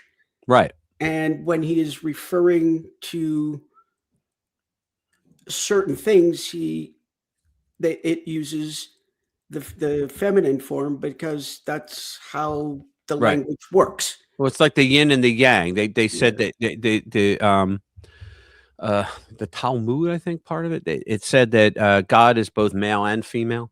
Well, no, but it's not even that. If you look at, he quotes Genesis, and it's like in Spanish, like the table. That's la also table, or in French too. La table is feminine. it uses la or las, which is a feminine article. And at one point, there you go. At one point in Genesis, it uses the feminine article, but it's because that's the construction of the language that is not saying anything about. I'm so sorry, brother. Yeah, he said a few super chats you've missed, Rich. There we go. He said, I wish we had Trump, Rupert Lowe, hopefully. Yeah. I've read about Rupert Lowe, and yeah, I like that. I like that guy. Yeah. Hopefully, you're right.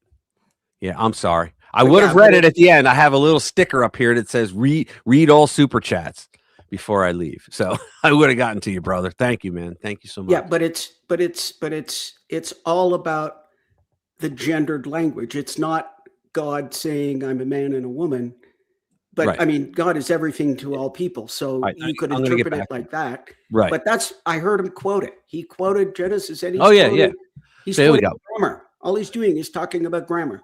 Right. He says, but the damning pièce de résistance of the supposedly authentic blue-collar white evangelical preacher was a previous post from Tallarico. Radicalized white men are the greatest domestic terrorist threat in our country. That's you, Rich. Yeah, that's me. I'm radicalized. MAGA.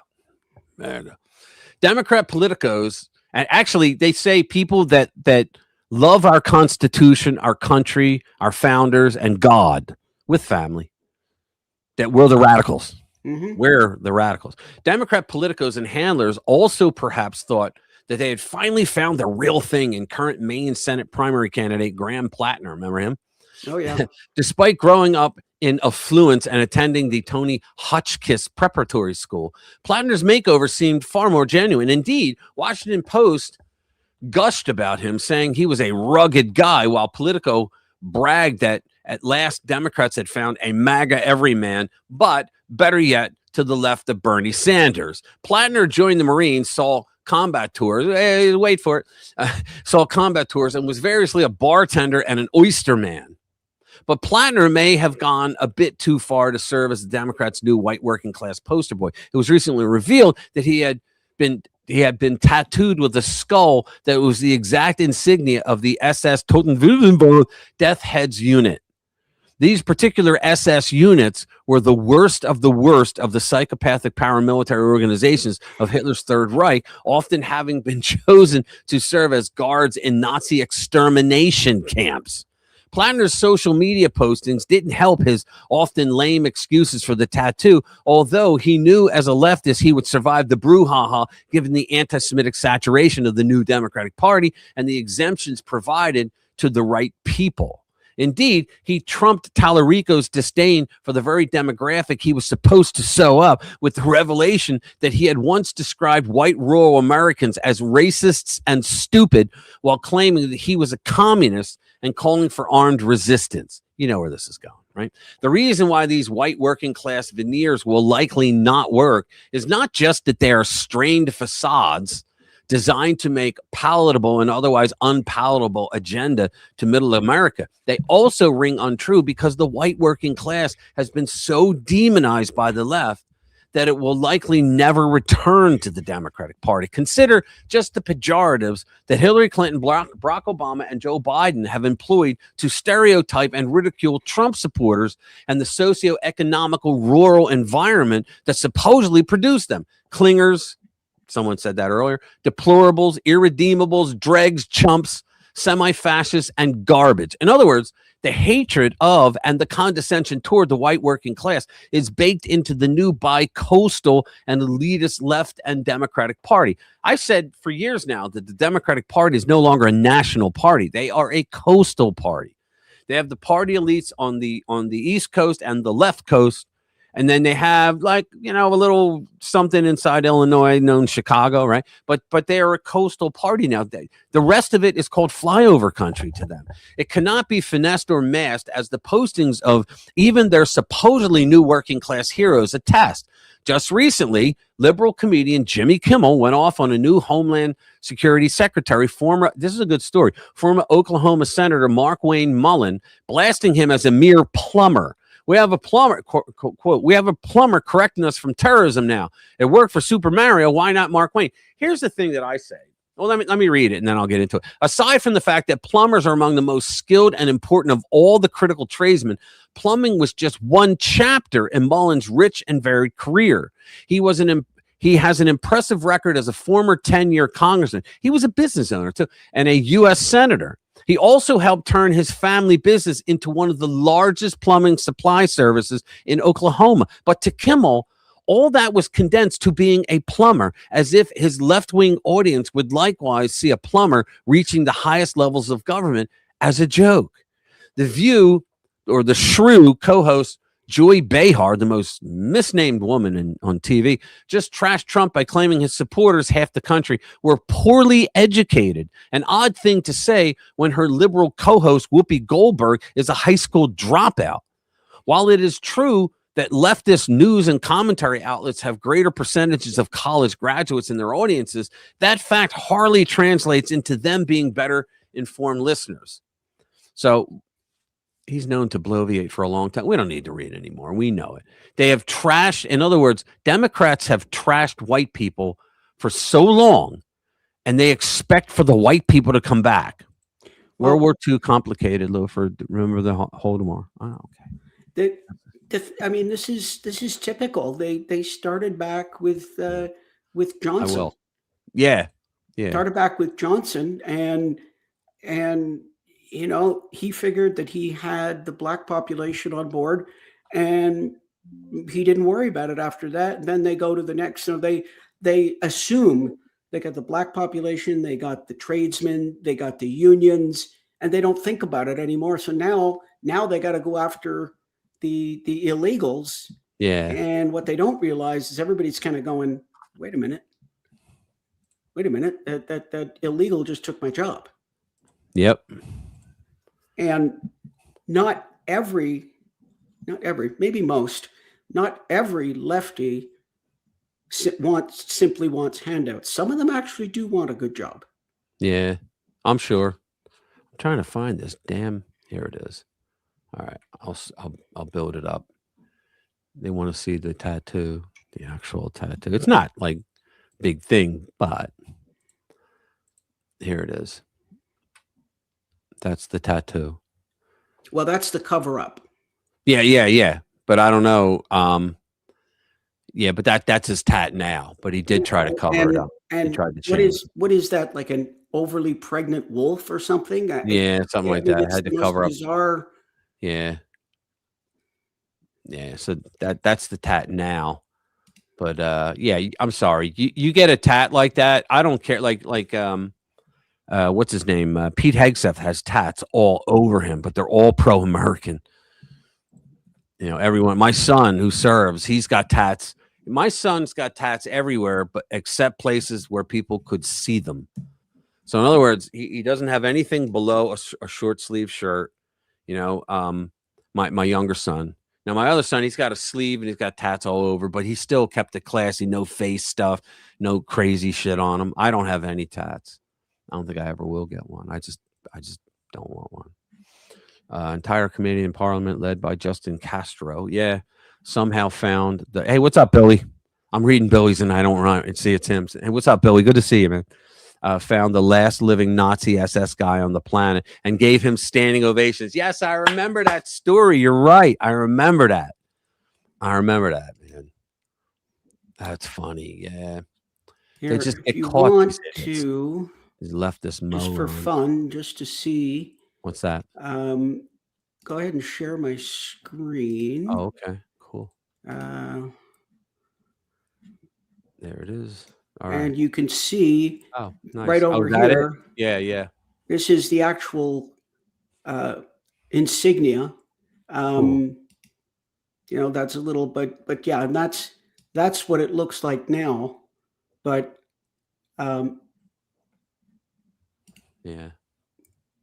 Yeah, this is the kind of thing he had before. All right, cool. And yeah, that's what it looks like now. But yeah, what the cool. What the hell is that? Like some sort of like I don't bizarrely know. pregnant wolf. It looks like a combo wolf turtle. It's the infamous wolf turtle. Oh yeah. And, hey, don't Yeah. laugh. There's nothing more dangerous than a The wounded wolf turtle, the famous Yeah. wolf turtle. Yeah. Hegseth has Deuce Volt, tattooed to his upper arm. Yeah, good lad. Exactly. Yeah, I like him a lot. Yeah, I like Pete Hegseth. Everybody goes, oh, he's a Fox News guy. Yeah, and guess what? He served in combat. And as a matter of fact, what is her name? Amy Smith. What's her name? Scott Jennings. He's on her show. Abby Smith or something. Abby Phillips. Phillips. Yes, thank you. And somebody made fun of him. Said, "Yeah, he was never in combat." And she goes, and Jennings goes, "Yes, he was." And she like broke in and she goes, "He has a Bronze Star." So in other words, yes, he was in combat. He has a Bronze Star. You don't get those in a cereal package. I'm sorry. Yeah, they don't come out in a Cracker Jack box. Everybody remember Cracker Jack? Oh, I remember Cracker Jacks. Remember Cracker. They had that little plastic Little prize. Yeah, until too many kids were eating them and got sick. They swallowed them and Choked choked to death. on them. Yeah. Sunshine on my shoulder tattoo. Cool. All right, so let me go to what's the next one we're gonna run, and we'll skip that for now. The Canadians in Mage. Let me do a video first of all. We haven't done any videos yet. There's what Pete Hegseth had to deal with. Yeah, okay. When I first heard Pete Hegseth's name, like everybody else, I went, "Who the heck is that? Is he going to be any good?" He's got no executive experience. He doesn't. Well, he did, but it was running a veterans thing. But the veterans thing, it lost money. And they tried to say, yeah, you stole the money. And he goes, no, actually, we provided all the receipts. We lost money. He goes, because we had to do things that veterans needed and we didn't have enough money for it. So we figured more money was coming in. We would just pay that off. He goes, it's all written right here, and he goes, and then I was called away to do something else. So in other words, nobody stole anything. I mean, that's business experience maybe, but he never had any executive No, he never ran anything. So here you go. This is so. I mean, I asked the question: is he going to be any good? However, I think the question's been answered. Oh yeah, I think he's real good. I think he's real good. This is what. And it was kind of funny. Pete Hegseth had to sit, in front of Congress and testify and all that. But this is what he had to put up with. Yes, are you willing to support our veterans organizations that will help our veterans get every damn thing that they deserve because they signed on the dotted line? No, that's what he had to deal with. The fact that he didn't go run screaming means that he's man enough for the job, right? Jesus, yeah. I mean, talk about a batch of harpies. I have one gayish Chinese script tat. But it does actually say what it's meant to. So what does it say? What does it mean? And hi, Linda. I'm reading all these people's comments and I'm forgetting to say hello. I didn't know you were here. I don't see the screen when I'm writing or when I'm reading. Yeah, I have multiple tattoos, but nothing that you can see with Agreed. clothes on. You got to be a little more intimate. Because I'm not taking my clothes off. We don't do that. This isn't all. Oh no, this is a family show. Yeah, with this is not F-bombs. only A family show with F-bombs. Yeah, there you go. All right. Yeah. Let me do the next one, which would be, let's see. Yeah, this is good. Robot Lives Matter. Let me see. I'm going to see if it's Rumble, so I'm going to get past the. Yeah, that could be fun. Hang on. The ad. Okay, I'm going to bring it up now. This is kind of funny, but you got to think, this is coming. It's satire, but it's satire today, leftist reality tomorrow. Robot Lives Matter. So let's play. Justice, meet my new friend. Oh, you got a robot. Oh my God. Please do not say the R word like that. That's disrespectful. You mean robots? Yes, the proper term is artificial beings. I didn't know that artificial beings felt that way or even felt anything at all. It's not your fault. You're just ignorant because you were born with human privilege. Human privilege? Yes, I have it too. It's very hard for human beings like us to see how artificial beings have been historically discriminated against. I am so confused. I was too, but we're all learning together. This is a very confusing time for humans. But imagine how confusing it's been for artificial beings who don't even have the right to own property. property or vote yet. Well, they don't have it that bad because they took my job at the Amazon factory. I have also lost jobs to artificial beings, but if it's for the greater good, I'm okay with that. It's called TEI hiring. You mean DEI hiring? No, TEI, technological equity inclusion. You sound I insane. know it sounds ambitious, but we already had our first black president. Who's to say we can't have our first artificial being president, like Barack Obama? I'm leaving. It was nice seeing you and meeting him. Him? How do you know that this artificial being wants to identify as a male? That is a robot, and you're clinically insane. You're being robophobic. Artificial lives matter. Oh Love boy. that. That's Love that. funny. And that's coming. You know it's coming, right? It seems like everything that conservatives make fun of Democrats for eventually becomes true. It's like they live out the memes. Well, and you know what's the difference between truth and conservative conspiracy theory? About a year. 6 to 12 months. Yeah, okay, yeah. I was gonna say about a year. You see, so we were driving down the road and saw a crane truck called Stinger. We called it Stinger. We're not allowed to use it. All right, next. I don't get it. Next. Let's see. My Middle East is poised for big economic rebound. Thank you, Anglo. Yeah, here's Look at Anglo's comment. let me say. Oh wow. Anglo, dude. You, Dr. Jade, and Chat are a great company. Thank you, Thank Anglo. you, brother. Yeah. Thank you, brother. I appreciate it, man. You have no idea. Let's see. Hey, what's up, Gina? Good to see you. Baseball bat. Oh, that's a Stinger. Okay. I wasn't following the convo. But let me see. Is this? Yeah, here's one for a little bit of levity. Let's see. It's pro marriage tips. Tom Holland. Here we go. Ready? So here's a pro marriage tip. Don't let your wife cook every day. Sometimes take her out for dinner to your mother. That way she'll know how it's done. And you get to eat in a clean environment too, which makes it a win-win situation, which makes you fat too. So my wife asked me if I would ever get remarried again. And yes, I would marry your sister. Because I'm already pre-approved with your parents, and I don't have to get through that get-to-know-you phase. And holidays stay the same. Pro marriage tip, learn to apologize even if you're right. Exactly. For example, I'm sorry that you're always overreacting. And I'm sorry that I'm about to prove my point. And I'm sorry that you always evolve into your mother. And hypothetically speaking, the real reason why women are always cold is because God created them to be in front of a stove or an oven.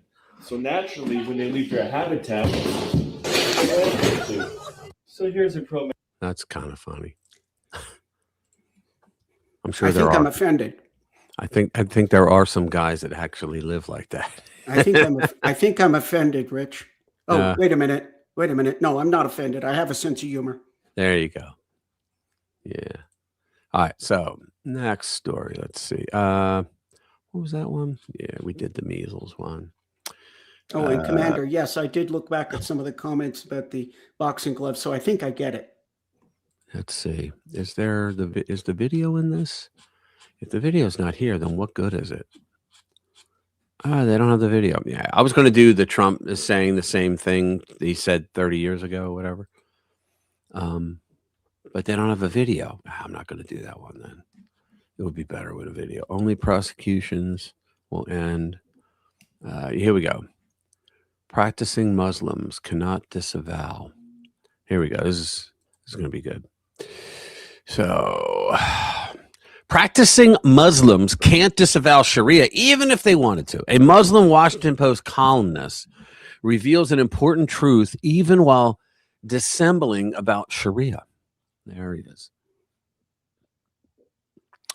As a professor at Georgetown University and Washington Post columnist, Shadi Hamid is a made guy in today's leftist establishment. And it is from those positions of oracular, whatever, authority, it means he can talk, that he has delivered a sobering message to the growing movement to ban Sharia in the United States. In the WAPO on Wednesday, he declared that Muslims should not have to assimilate into American society. I'd be like, you're fired, and should not be expected to do so. And that efforts to ban Sharia were not only bigoted and Islamophobic, a word completely made up by the left, but also futile, as Muslims simply weren't going to give Sharia up. But you're not going to practice it here. And he's right about that part, albeit in the midst of being wildly disingenuous about the nature of Sharia itself. No, he's right. He's right. They don't have to assimilate. They also don't have to live here. Right. Goodbye. Yeah. Goodbye. See ya. Yeah. But see, they want to bring these Sharia courts, which we live under a constitutional system. There's no Sharia courts in here. This being the Washington Post and the leftist establishment being what it is, Hamid strikes the expected victimhood pose. It's, he complains that the Sharia-free America caucus has swelled to 60 House members. Senator Tommy Tuberville, Republican Alabama, recently said, "I'm ready to get rid of the Muslims." Hamid claims that this sort of thing is completely unjustified in the face of evidence that Muslims are loyal, patriotic Americans. I don't know. The instinct, quote, the instinct when faced with this is to marshal the evidence. Over the past decade, surveys have shown that American Muslims are patriotic, civically engaged, and are more likely than the U.S. general public to say political violence is never justified. You should think that would be enough, except it shouldn't have to be. This is where it gets uncomfortable for me, at least. Yeah, but their Quran, their book, tells them that they can live a false life and that they can lie directly to the kafirs. All right, that they can lie to anybody as long as it pushes forward Islam. Yeah, and they're civically engaged. Of course, they're civically engaged to get Muslims elected. Yeah, exactly. That's what they're doing. Yeah. So let's move on. Here we go. So where was I? Yeah, Tuberville. Okay. Hamid is uncomfortable because he believes that Muslims in America shouldn't be expected to become like other Americans. The assimilation defense, look how well we've integrated, is satisfying to make, but it concedes a premise I no longer accept, that a minority community's right to be in the United States depends on its willingness to converge with the cultural mainstream. It shouldn't depend on that. It shouldn't depend on anything. You're wrong. Try to go into any one of their countries and say, yeah, I'm a Christian. What's going to happen to that person? Let's have a contest. How many minutes do you think that Christian would remain unharmed? Running up and down the street insisting that people believe in Jesus? Yeah. How long do you think those people would last? So who the hell is he talking about here? He's not getting through to the next day. I know that. He's not. Muslims are different, he says, and that's a good thing. This is where the conversation needs to shift. This guy should be fired. And where it becomes less about politics and more about culture, this is him talking. Muslims are different in certain ways. How could they not be? Islam shapes how its adherents think about family, sexuality, and what it means to live a good life. Their prophet married a 9-year-old girl. So these are people, like I said earlier, these are people who believe that a God who orders the murder of innocent people is a perfect moral God. How can that be? A God is not supposed to order the murder of anyone. Yeah, and apparently Allah is the only one that does that. Yeah, right in the Quran, it says the infidel shall smite the infidels. What is it? It shall be converted at the point of a sword. Yeah, well, the way they did it was they would either kill you outright if they had the want to do, or they'd say you can leave, or if you stay, we won't kill you, but we're going to tax you. They throw a tax at you, right? But when they were on the rampages, when they were taking over Christendom, down in the Middle East, everything was Christian, and when they slaughtered their way across the Middle East, they actually, it was Wahhabi, the Wahhabists. All right, a guy named Wahhab, Ibn Ibsal Wahhab, whatever. But he was a purist, and he was the guy that talked the Saudi king, the king of Saud, right? He talked him into. He said, "Look, you run the country, and I'll run Islam. Let me do that." And he goes, "Why would I do that?" And he goes, "Well, because a lot of the Muslims here are not paying the tax to you." their taxes, and I'll get them to. And he went, oh, okay. So he gave it to Wahhab, and Wahhab was a purist, where he said, if you don't believe in Wahhabism, in our brand, which was like very, very strict, right? Because he went out there and said, like, a lot of Muslim men are not doing their inheritance for their wives, because the first wife is supposed to get an inheritance, and they don't set it up anymore, right? And so he was mad about that, because they're not following the strict adherence of the Quran. And so he went around and started slaughtering even Muslims who would not convert to Wahhabism, Muslimism, if that's a word. Yeah, and so the interesting thing, it's like, again, you know, what did you say earlier about my way or the highway? They don't care that who you are. It's you have to be what they want you to be, or he's just here talking about public Muslim prayers. Well, they don't care if they block you on the street. yeah, They don't care about other people's rights. or they don't give a shit about anybody but themselves. Yeah, so they don't care that there's other people's rights. They get to go and they block the street, and they get to go and yeah, I mean, put the infidel to death. Right. So, and they have this thing with rape. Whew. Well, they really got a thing about rape. They think they can rape any woman they want. Well, no, infidel women. Right. That's the difference. If you're non-Muslim, it really doesn't. And think about it. They throw acid in a woman's face if she's wearing. Oh yeah, skirt. that's different. That's because you insulted them or something. That's different. Simply put, Islam is also a more public religion than Christianity. Muslim prayer is visually striking and often communal. And disruptive. Huh? And disruptive. Oh, very. If a Muslim doesn't drink alcohol or fast during Ramadan, that will be more noticeable to others. Moreover, practicing Muslims, despite being repeatedly asked to, can't disavow Sharia even if they wanted to. Sharia, roughly translated as Islamic law, includes guidelines on how to pray, fast, and otherwise think for yourself. And otherwise observe what it means to submit to God in daily practice. That's what Islam means. Submit. Yeah, I think the thinking for yourself got left out. Yeah, it did. The bad faith. And the Sharia law, you know, it may teach you about, you know, sexual practices or whatever, but it also teaches you how to lop the hand off of a thief and how to, you know, I could go on and on, how to kill the infidels. That, you know, like we were just saying, it doesn't matter. Infidel women, you can rape them. It doesn't matter. They're infidels. Yeah, they don't care. So the bad faith, and that's an infidel woman that did nothing wrong. Oh no, she did something wrong. She's an infidel. She's not. But in Western society that they want to be a part of, they did nothing wrong. They don't want to be a part of it. Yes, that's exactly right. What I'm saying, they're supposed to want to be a part. You don't move to another country and say, "Well, I want you to be like me." No, it doesn't work that way. But see, they're vicious and violent. Yeah, the bad faith. What? There's many of them that will scream and yell that, you know, that Christians are done. Islam is taking over the world, and fuck you. Yeah. 4 wives and unlimited concubines. Yeah. Yes, and they do the female genital mutilation. And think about that. The animals over there, and like they'd be like, "Wait a minute. The religion you want me to join allows me to have multiple wives. I can beat them. I can tell them to shut up, and they have to. What's not appealing about that?" I mean, think about these people. They're cavemen. The bad faith that is manifest in this and all other recent defenses of Sharia against the supposedly bigoted Islamophobes who are trying to oppose it is all that these defenses of Sharia completely ignore the political supremacists.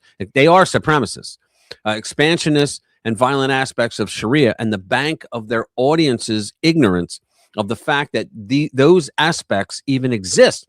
Hamid, as a professor at Georgetown's Saudi-funded Islam, if you say it right, it's Saudi-funded Islamic apologetics mill, the Prince Alawid bin Talal Center for Muslim Christian Understanding, certainly knows that Sharia isn't simply about guidelines on how to pray, fast, and otherwise observe what it means to submit to God in daily practice. and that it asserts authority over non-Muslims and industrializes discrimination against non-Muslims in multiple ways. This guy over here on the right, it's David Horowitz. David Horowitz, it's the David Horowitz Freedom Center that wrote this. David Horowitz was a guy who grew up in a communist family in the United States. His family was pure communist, all his relatives. And he talks about how when he was a kid, when other kids were out there, they were playing baseball and whatnot, he was at rallies, youth rallies, right? Pushing communism and all that, because that's all he knew. And he started working. He was their intelligentsia. He's a very brilliant guy, and he wrote some really well-written books, right? And so he really looked up to him. Well, when the Black Panthers came along, he got a woman friend of his a job as their bookkeeper, okay? And she needed a job, and he got her the job. And here, they murdered her because she found out that the Black Panthers were doing prostitution. They were doing like selling drugs. Oh, they were doing all the criminal shit that you can think of, and they murdered her. And it hit him so hard because it hit him hard that his friend was murdered. Okay. But the fact that he writes that all the news media, right now, back then when it happened, there were like ABC, NBC, CBS, and then the public broadcast and stuff like that. But they still had all the newspapers, right? That they all defended the Black Panthers, trying to come up with reasons that they could like squelch it down. Oh, it wasn't really, maybe she deserved it, and stuff like that. And he could not believe that because he was a true believer in the left, and he thought that they really did want peace and harmony, and never thought they would do that. So he went away from politics for about 10 years, and had nothing to do with it. But he then came back as a conservative, and I've read every goddamn book he's ever written. He wrote a lot of books for the conservatives, not for the lefties. But he wrote some really, really good books. David Horowitz, look him up sometime. And he was an intellectual, and he passed away not too long ago. And it's sad because he lived to see Trump get elected. He wrote books, The Case for Trump and all that. So it was good. I just wanted to mention it because this guy, I thought I knew progressive leftists until I read his book about Obama, when he explained why Obama and his followers think the way they do, the progressives. And he was able to give the perfect explanation for everything because he said, I grew up in a communist family. I know what they're thinking and why they think this way. And it was a fascinating read. And it's very cheap. You can get it online. It's David Horowitz, and just look for Obama book. It was, in fact, I could do it later. I'll put the link in the description down below. Yeah, anybody doubts that Obama was a socialist? Well, yeah, he was a socialist Muslim. I mean, he was absolutely a Muslim. He grew up in Indonesia. He actually lived in Indonesia in a palace because it was a person of royalty that he was allowed to live with because who his family was. And his father in Africa was an economist. He was very well known and all that shit. So he went there. And he lived there. He went to a madrasa school, and the press, when the press had people telling him, "Look, he went to a madrasa school. Don't tell us he wasn't a Muslim." And a madrasa was, death to America and all that shit, right? Kill the infidels, smite them, right? And so they called the school and they try to say, they go, no, this is a secular school, right? And people came back and said, but you didn't ask, like, before they became a secular school during the years that Obama went there, it was a madrasa, because they know it was a madrasa. All right. And so he pointed that out as well. But he's a very good guy. And when he writes, you're like, you don't want to stop reading because he gives you so much information to understand the mindset of the radical leftist lunatic. He said, because I was one at one time until he realized he was fooled. Yeah, he doesn't. Obama denied being Muslim. He said that he was a Christian, but if you had to look at his life, he was a Muslim. I have pictures of him in the Muslim garb. Yeah, I remember seeing that, but he denied it. No, I never heard him deny it. I heard him. What I heard was, he said the sweetest sound in the world is the call to prayer. Yeah, he said that publicly. I also heard him say my Christian faith. Right. Well, what happened was Michael, his wife, Michael, told him, if you want to get involved in U.S. politics, you got to become a Christian. Yeah, I didn't finish my thought, though. I heard him deny that he was a Muslim, but if you take a look at his history, Indonesia is like 90% Muslim, Yeah. and he grew up there, and I wasn't sure that he went to a madras school, but if he did, and he grew up in Indonesia, my first thought would be that he's a Muslim. So, all right. Jimmy from Philly, thank you, bro. Thank you for the $10, man. He says, yo, Jimmy from Philly's in the house, guys. Let me see. Who do we got?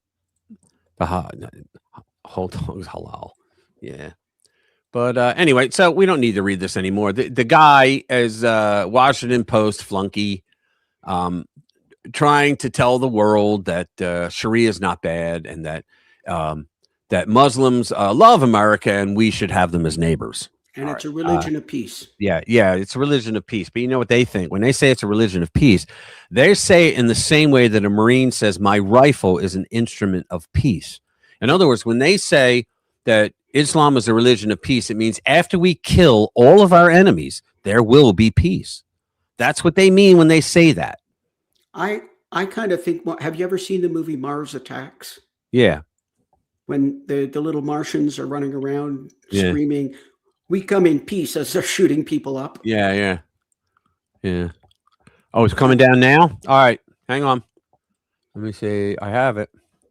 Come on. I think what's going with Artemis? Have they completed their trip? I haven't been following it. Yeah, it's coming down now. I'm going to bring it up. Shit. You were supposed to remind me. Here we go. Here it is. Its finale. I don't want the chat up. I want to be able to see it. All right. Here we go. Thanks, Lou. Okay, so they did their circuit around the moon, and now they're back. Yeah, but I want to watch it because one small step for man. All right, are all the people going to say, that never happened?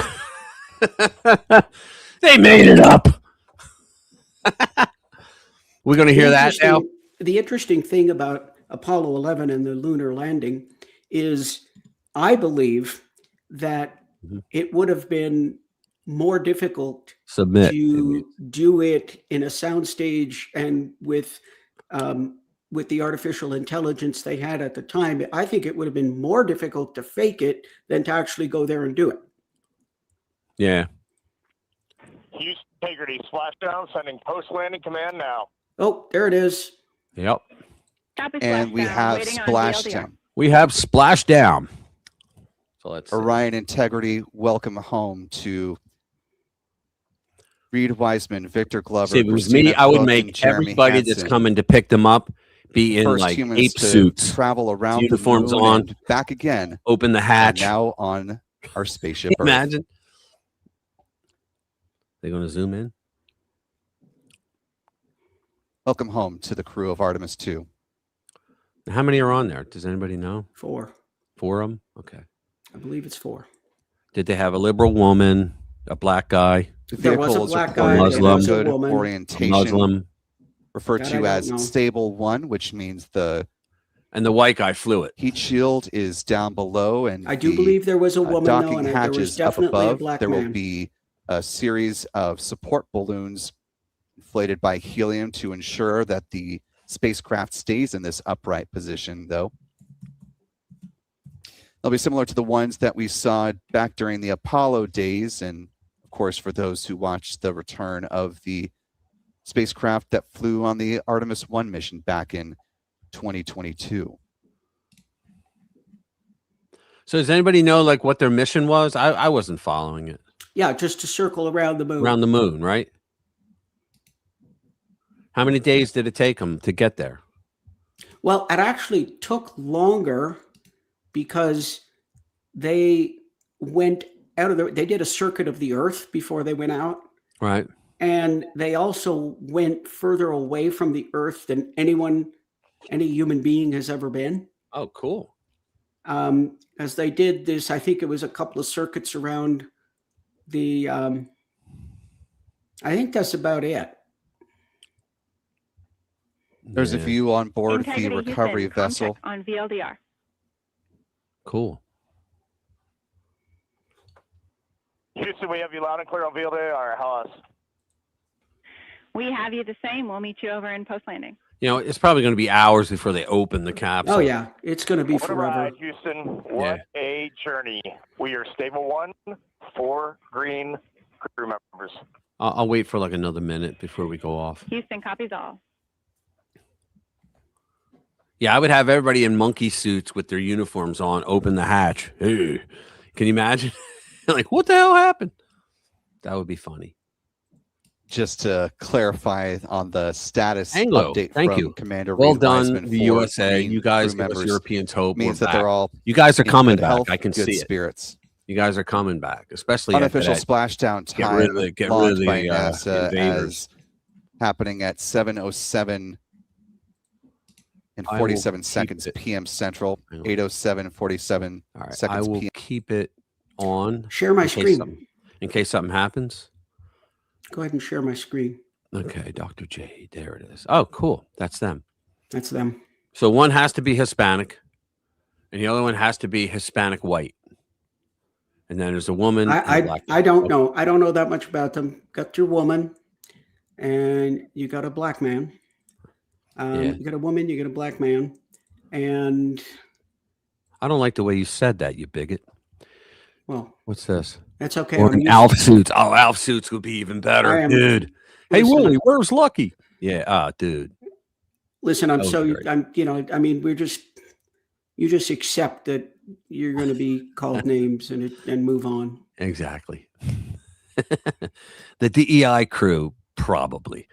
Yeah. Yeah. Yeah, how you about- got to but wonder you know if they. Yeah, you got to wonder if they didn't think of that. Yeah, Barack Obama tweeted last week. Good to see that the wonder of NASA is back in. I wrote in there, I said, dude, you politicized NASA. I was like, you had them create with the Air Force, had them create bots like to be able to push liberal. Like what they did is they're the original ones that created bots on social media. They did it on Twitter. And if they wanted an idea to seem popular, because a lot of the people out there are like sheep or like a carp. That's a fish here, right? Like carp. They pushed out tens of thousands of people pushing for that thing, and here it was created by NASA and the Air Force. He put the money into it and got their programmers to do it. Unbelievable. He in other words, he bastardized NASA. Now he's out there. So I remember when I was president, we did things with NASA nobody else thought we could. Yeah, you didn't do shit, but weaponize them. That's all you did. All right. I kind of like Elon Musk's comment to all these kind of things. Yeah. Yeah. What did he say? Just, don't you remember that day? Just fuck off. Oh yeah. Oh no, that was the day when he goes, wait a minute. He goes, go fuck yourself. He goes, go fuck yourself. But that's how he said it. Yeah. He goes, you want to extort me for money? Go fuck yourself. I remember that. Yeah. Yeah. Yeah. It's like, okay, you're going to bribe Elon Musk. Yeah. Okay. You're going to get him to do something for money. Here we go. California's Barbie bigot. Meet Cali's first lady of optics and fairy tales, Jennifer Siebel Newsom. There she is. She's horrible. Yeah, I did a video on her last week.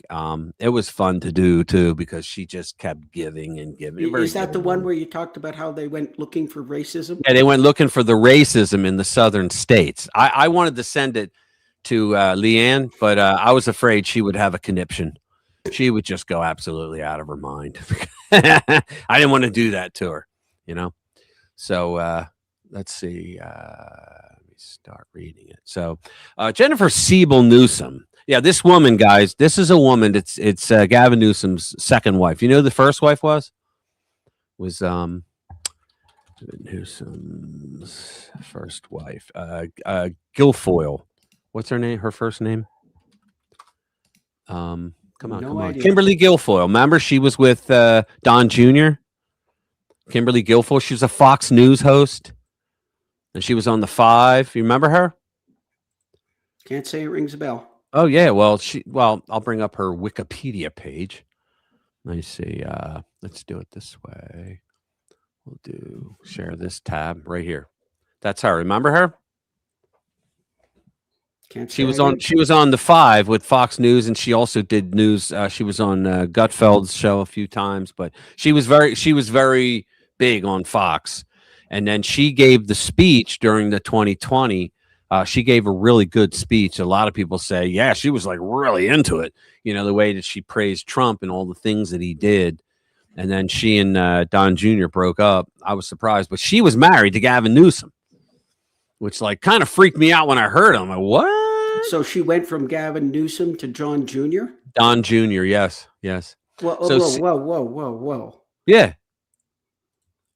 She wasn't married to him, but they were talking about it. Yeah. An item? Yeah, they were an item. Yeah, definitely. Oh, yeah, she was with the whole family and like the whole 9 yards, man. They had Secret Service for her as well because it covered with Don when he was with her. So the whole 9 yards. But she was actually pretty cool, and she did a really good speech for Trump that one night at the convention. So let me start this. Jennifer Siebel Newsom ran down her sister with a golf cart and told San Quentin convicts that their crimes were probably accidents too. This is a woman that keeps on giving, guys. This displays, it's like she grew up in the lap of luxury and knows nothing outside of that, but all the left-wing nonsense that she's been told. This displays Democrats' toxic empathy for criminals. But there's more about Gavin Newsom's wife people should know. Born in 1974, the Stanford grad, Latin American Studies plus an MBA, moved to Hollywood where she gained roles in television shows such as Strong Medicine, a creation of Whoopi Goldberg. In 2008, the Barbie-style blonde married Gavin Newsom, who boasts ties to the Brown, Pelosi, and Getty families. In 2011, the first partner produced Misrepresentation, which came as no surprise. Ellie Gardy Holmes, author of Newsom Unleashed, The Quest for Unbridled Power, describes Newsom's extremely odd wife as a feminist of the absolutely rabid variety. So it makes sense that the first partner is an admirer of absolutely rabid women. In 2022, Siebel Newsom posted on TikTok a TikTok video of 5 Golden State Trailblazers to celebrate this Women's History Month. One of her top choices was Angela Davis, a fan of dead white European males such as Karl Marx and Vladimir Ulyanov, also known as Lenin, the prime movers of communism. Davis supported the all-male, all-white dictatorship of the Soviet Union, which in 1979 awarded her the Lenin Peace Prize, but it wasn't just for show. In 1980, Davis ran for vice president of the United States with the Communist Party USA, a wholly owned subsidiary of the USSR, on a ticket with the old-line Stalinist Gus Hall. The communists lost to Ronald Reagan and George Bush, but who defeated them, and the Democrats again in 1984. As a 2-time Communist Party loser, Angela Davis is extremely odd choice for a Golden State Trailblazer. On the other hand, Gavin Newsom's California is a trailblazer in the field of reality dysphoria. Convicted murderer Rodney Quinn claimed to have sought female status since the age of 9. Instead of examining the physical and scientific evidence, California simply accepted the claim as true. In 2015, Obama Judge John Tigar made California the first state to pony up taxpayers' money for sex reassignment surgery of convicted criminals. Shiloh Heavenly Quine, whatever, is now intimate WB 11 whatever, inmate. Central California, but taxpayers, what does that have to do? All right. State taxpayers don't like it, but Siebel Newsom is all in. According to the first partner, as Grady Holmes explains, quote, there is really no such thing as men or women. For Siebel Newsom, we're all on a spectrum, right? It's just how society kind of pushes us and pressures us into these limiting gender roles. Guys, this could be the first lady someday. This a lunatic could be the first lady of the United States if all goes well for them, if they can steal it. For Gavin Newsom's wife, biological reality is just a construct, a concept set out to monetize. As Katie Grimes of the California Globe explains, Siebel Newsom engages in her passion, advancing gender justice through her charitable nonprofit, the Representation Project. The project releases films advocating gender justice. Like, what kind of justice do they need? Written as directed by Newsom Siebel. Wow, Newsom Siebel. Two of the films feature husband Gavin Newsom, and the customers include government schools, which the governor is responsible for funding. As Grimes also notes, the films link to porn sites, and many of the lesson plans and activities are oriented toward engaging children in social and political activism. Yeah, go after the kids. Newsom this is my shocked face again. Yeah. Newsom Siebel's The Mask You Live In claims that manliness is a social construct and aims to shape the national conversation around healthy masculinity as opposed to the toxic kind. The toxic kind is what made America what it is. With this lineup, Siebel Newsom emerges as the Leni Riefenstahl of reality dysphoria. But there's another side to California's first partner. In the you know that what they call toxic masculinity is the only reason that Europe isn't all speaking Russian right now. Oh, I know. Think about that. Or German. Yeah. I'm sorry. What did I say? I meant to say German. Yeah. But Russian, it works the same way. Yeah, it would. It really would. In a discuss, but you know what? Let me say this. Okay. 42 plays those videos all the time. All right, of the Brits in service. Right, and they look like some badasses. I mean, I'm sorry, they look like some badasses of their own kind. The fact of the matter, I think, is that they just didn't have enough people serving, and they needed us and enough money, and and we came along and we helped them. At first, FDR said, we're gonna actually build the things that they need. And then someday we might get in the war, and then we got into the war, and I think we should have, because I think it was a righteous cause. And the British SAS. I don't know. I don't know, like today, but up until recently, at least, they were arguably, certainly in running for the top special forces unit. Well, the other thing I like about it is, like France, they hate our guts. You know why? Because a lot of countries, a lot of a people that you had to like save them, like they go on to like they just don't like you because it reminds them that they needed to be saved. But the Brits, I mean, when my parents were over there, they went into one of the churches, and they saw, like, they were like, well, what's that? And the guy said, oh, come on over, you're going to want to see this if you're American. And here they had a book, and every day the priest would come over and he'd turn the page and have the little marker there, and they'd leave it open. And you know what was in the book? It was American soldiers who died liberating them from the Nazis. And so every day God, do I love that. Every day they put that out. Here we go. Angle again. Thank you, sir. 42 is the main man. He's a patriot. Oh, guys. Yeah. I wrote a song for him, and I call him the Irish poet patriot. And he's doing a video on it. If he's still here, he can tell you about it, but he hasn't done it yet, but I did do a song, and it's pretty good. I won't play it for you because I won't do that to him, because I gave him the song. It's his song now. He has the rights to it if he wants. But thank you, sir. Appreciate that. But he is the man. Yeah, he's very much a patriot. But I just love, getting back to that, I just love the fact that they did that in a church. They recognized that these men died in that war. No one else did that. No one else. Right. And until they went communist, the government, not the people. All right. That's what they're fighting. They're fighting their own freaking government, like we were under Biden. But until they went there, they were always like, if there was we got into a skirmish, they were like, yeah, you don't even have to ask. We're in. That's what I loved about them. And Canada too, except for a couple of times that they didn't want to. But what do we have here? Mr. Canada? There we go. RPW. Hell, the French Canadians are the fucking, they are useless, entitled pricks. We could have a conversation, Commander. I grew up in Montreal. Yeah. You speak French? Me? Yeah, fluently. Oh, okay. I spoke French shortly after I spoke English. Oh, okay. Yeah. I mean, are you French at all, or you just live there? I'm of Irish descent. Oh, well, then you are a real person. Okay, good. Yeah, I'm of Irish descent and born in Montreal. I grew up there. Yeah, I know. Oh, no, what do you say? Here, fucking useless. Yeah. The French cowards. Yeah, I always say as a joke, but I mean it. I say the only. Who the hell is calling me? Oh, good Lord. Yeah, I say the only French I know is "We surrender." That's it. I don't know any other French. That's all I know. So, but let's see. Yeah, SBS, SAS, powers.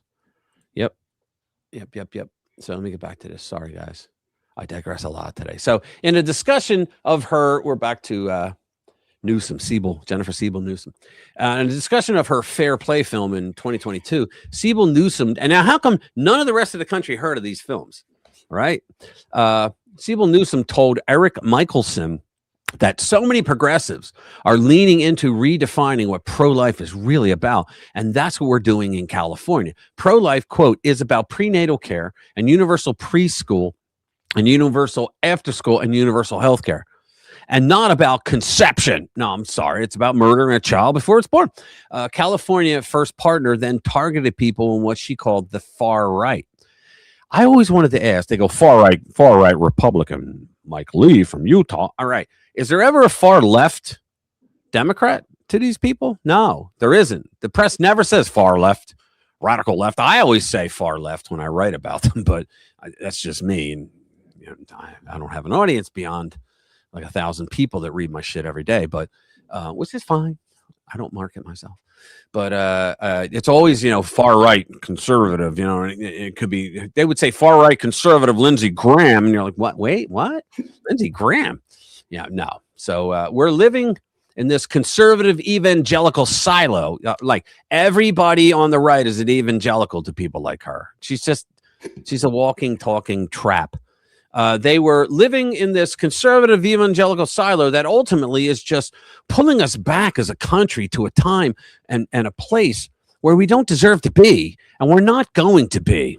Young women and fathers are woke, and they're not going to let us go back. Siebel Newsom had so much hope because of that, and obviously California is a huge responsibility to lead on and so on.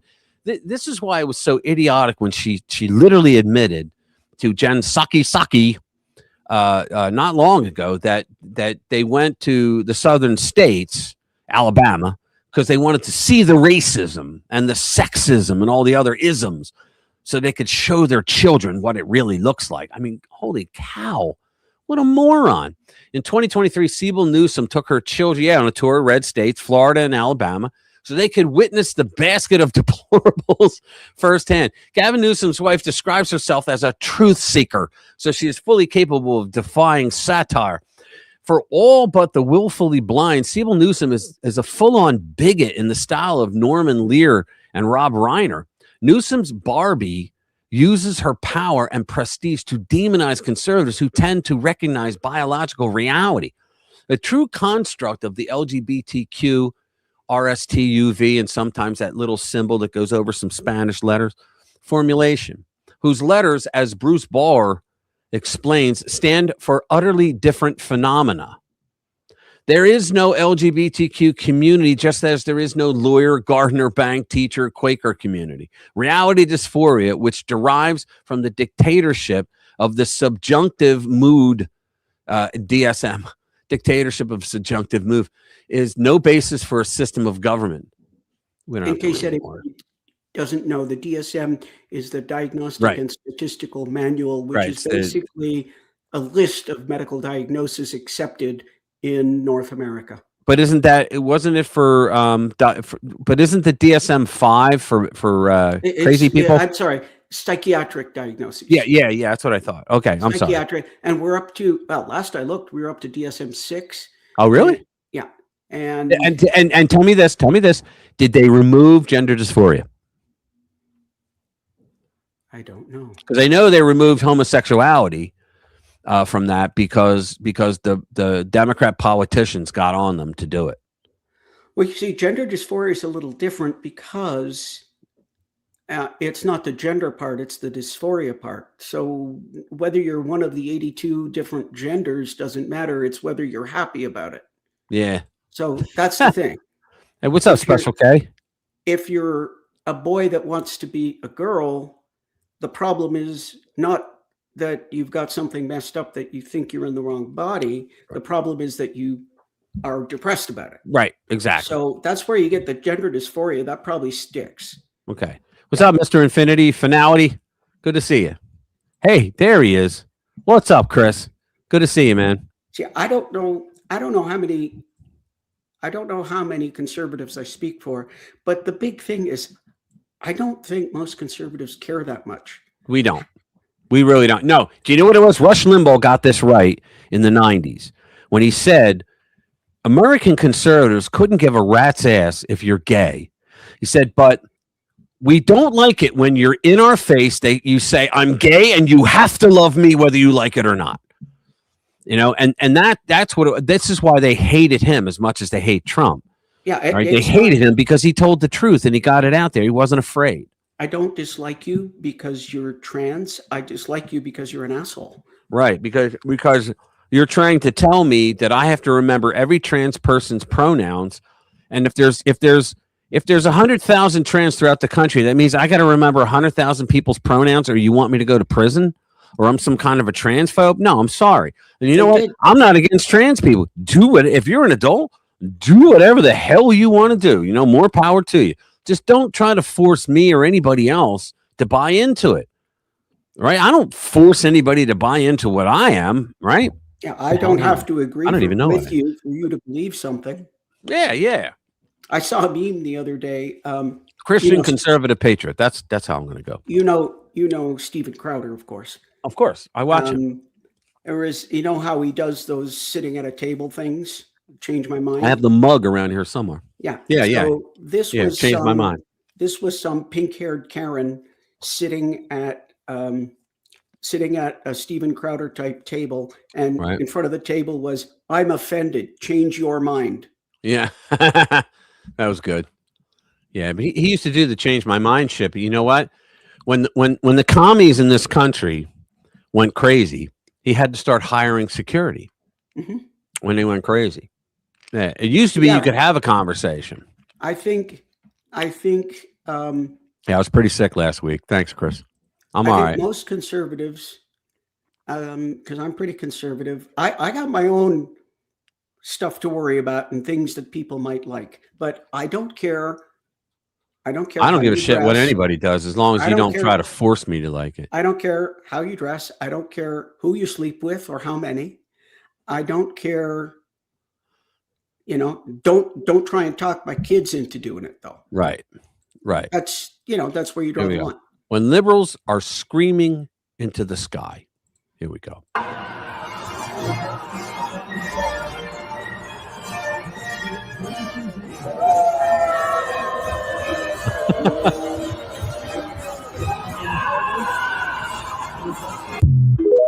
I love it. Yep. Gotta love it. So what are they going to do when Trump retires? Oh, well, they got a lot of work to do. The left, they're going to hit him up for war crimes. They're going to he's probably going to pardon himself because he knows what he's looking at. You do anything good for America, and that's worth arrests and whatnot and charges. But he can only pardon himself for in the federal system. So he'll probably remain in Florida, where they won't extradite him to anybody on the state level. You know they're going to come up with all kinds of lawfare shit because they have to send them. They're already saying they're going to. Yeah, I mean, you literally had Susan Rice out there. I played her video where she's saying we're going after corporations and people who bent the knee to Trump. Yeah. It's like when a Republican gets elected, he's not supposed to be able to do the same things that liberals did, but on the other side of it. Yeah. That's the way they think. That's the way these brain dead people think. We absolutely need another at least 2 terms, maybe at least 4 terms of a conservative president. I mean, otherwise we're fucked. Oh, yeah. Hold on. Another 2 terms or 4 terms will start to get this train turned around. Yeah. Start to get this ship turned around. Oh, yeah. Well, you know. it's got to do it quickly. I'm gonna play this. Oh, Doc Rich. You know what I find interesting? It's fine when Democrats do or say certain things, but it's a problem when Trump does or Republicans do. I was just saying that. Case in point. It was fine when Kamala was talking about going after Iran, but it's all of a sudden a problem when Trump does it. Make it make sense. And know this, I will never hesitate to take whatever action is necessary to defend our forces and our interests against Iran and Iran-backed terrorists. Which foreign country do you consider to be our greatest adversary? I think there's an obvious one in mind, which is Iran. Iran has American blood on their hands. Okay, this attack on Israel, 200 ballistic missiles. What we need to do to ensure that Iran never achieves the ability to be a nuclear power. That is one of my highest priorities. 4 years, you did nothing. That Iran is building a nuclear weapon. Would you take military action? I'm not going to talk about hypotheticals at this moment. And what's the message to Iran? Don't. As President Biden said, just don't. Exactly. One word. Pretty straightforward. Don't. Ooh, look at him. You know what? Yeah, I mean, think about that, guys. They talk tough, but she would have been the worst goddamn president we ever had. I mean, the worst. She would have gotten a lot of bribes out of it.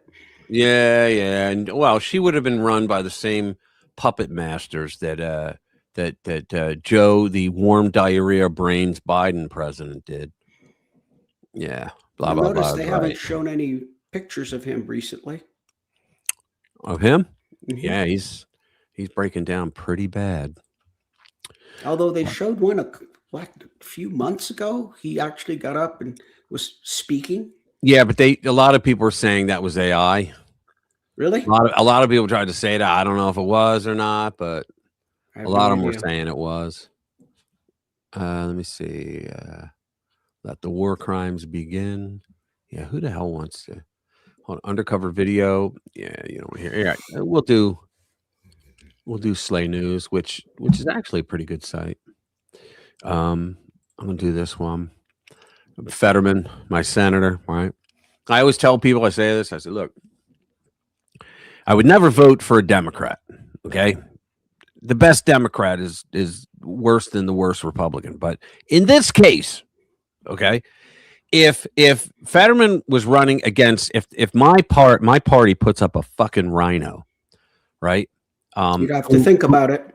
I have to think about it. You know why? Because Fetterman has been, like, I thought Fetterman was going to be a rubber stamp for the Democrats for But he's not. and he's not. He's the opposite. And so I'm saying, if I know that if Fetterman wins, we're still going to keep the Senate, I will vote for John Fetterman over a rhino. If they put a MAGA Republican up, like the other guy, Doug, that we have, I will vote for the Republican, obviously. But if they're going to put a fucking rhino up, like a wishy-washy rhino, like a Lindsey Graham, hey, if they put one of those guys up, I'm voting for this guy because Cornyn. You know what? I always tell people, like, don't go with personalities. Bongino says that. He always goes, hey, look, he wears a cowboy hat. The guy's awesome. I'm voting for him. No, fuck that. You vote for what their outcomes are. Vote for their results. Do they vote in the right way? Right? Do they push the right things for the country, for the party, and for your state? Right? Do they? Then vote for them. Don't give a shit. Because I'm going to tell you, there's very few people in Congress, including the Republicans, who don't hate your guts. They all fucking hate you. They hate you because they got to deal with you. Okay. So you only deal with results. Right. Yeah. The Democrats are never going to give you the results that you should get. All right. And also, we have to start teaching these young people that you don't always get what you want. Play the Rolling Stones for it. You don't always get what you want, and you have to be adult about it, and you have to accept it. They had J6 when they stole the election, but we didn't go around cities and neighborhoods and burning cars and and smashing windows of businesses and setting houses on fire and killing people. We didn't do that. Okay, people have to. I mean, the J6 was the frustration of going for a couple of months with being told that Trump lost legitimately when we know that it was stolen. How do we know? Because all the states that were the battleground states, their legislators, they held hearings and they brought evidence. They had whistleblowers that came out. It was just so much fraud, but no judges wanted to hear the case. I love when they go, 62 cases. No, there was 50, but the other 12 had nothing to do with Trump. It was other people that brought them, right? Oh, they failed on. No, they didn't fail shit. They all said no standing. So the judges wouldn't even allow the Trump lawyers to present the evidence that they had. They go, oh, they dropped the case because they didn't have evidence. No, dumbass. They didn't even there was no case that was filed ever. Out of all 64 cases, no case was ever filed. You know, so fuck off. They stole it, right? So now we need to teach these young bucks coming up that, okay, you vote for whoever the hell you want. We don't care. We wish you vote right, but if you lose, don't go nuts. You know, don't start going around and having no kings rallies and all this stupid shit because you didn't get your way. And we had to put up with 4 years of a man we know stole the election. And it seems like every day he did everything in his power to fuck us, to just screw the country over. Think about it. I mean, he forced Americans to have to pay for deadbeats' student loans because he was buying their votes. He did everything he could to bring as many illegals in because of the census coming up in 2030. He wanted to gain power back for blue states. How low do you have to be to have your FEMA people not respond to homes that have Trump insignia somewhere? And that was true. The press trial, it didn't happen. But no, there were whistleblowers that said, yeah, we got the word. That's absolutely true. Yeah, we got the word to ignore FEMA in the North Carolina that devastated whole towns. Okay. If they ignore people that have Trump signs on their yards. And then they come out. Are you kidding me? Oh, these Trump, the Trump signs, that means that they're, these backwood, bigots, cowboy rednecks. Yeah. And you're probably going to get shot if you go in there. So that was their excuse. So yeah, dude, I got a book I wrote. It's called Stone Age Weirdos, and it's about how the people in the Stone Age, how they actually had systems that can't be redone today. Like the Romans had a formula for concrete. I always pull this one out because I thought it was fascinating. They had a formula for concrete that was better than any concrete we have today because we lost the recipe somehow over the years. But they have some pillars that they built that are in the ocean, in saltwater ocean, and after 2,000 years, it's not a bit of erosion. Yeah, a lot of people think that they were all right, buddy. A lot of people think that they were stupid because no, they didn't have calculators and they didn't have computers. But you know what? They didn't, like, for example, when they were working on that concrete, they didn't give a shit about the material makeup, the molecules of the lime that we're going to put. They didn't give a shit. They just came up with things that worked and they continued to work it. That's what they did. So that's a really good point. They existed in a much different world. And yet they did things. And then my second book was the exact opposite. It was a lot of people that tried some pretty bold things in ancient times and just face planted. It's called Historical Face Plants. So anyway, just look up Rich Welsh on Kindle in Amazon if you want to check it out. You can read like the first couple paragraphs for free. They do that. But anyway, I digress. That was a that was a very big shameless plug. So let me see. What do we I'm wondering why Fetterman doesn't just come over to the Republicans. Yeah. He said he never would, though. He said he never would because he was a Democrat. But you know what? He just might. He might. Now, all right, let me read it. John Fetterman, Pennsylvania, has broken ranks with the rest of the Democrats to defend President Trump's recent military actions against Iran, arguing the strikes have weakened the brutal regime and improved global security. Yes. Think about it, guys. I'm going to digress again. Sorry, guys. There was another one that I had. Let's see. I must have lost it. Hang on. Yeah, there was another one that was really good that I read. And I wanted to bring it up. Stream it too. That's not it. No. Hang on. Let me go down here. It was really good about the Iran thing. The guy pointed out, come on. Hello. All right. Where is it? Where is it?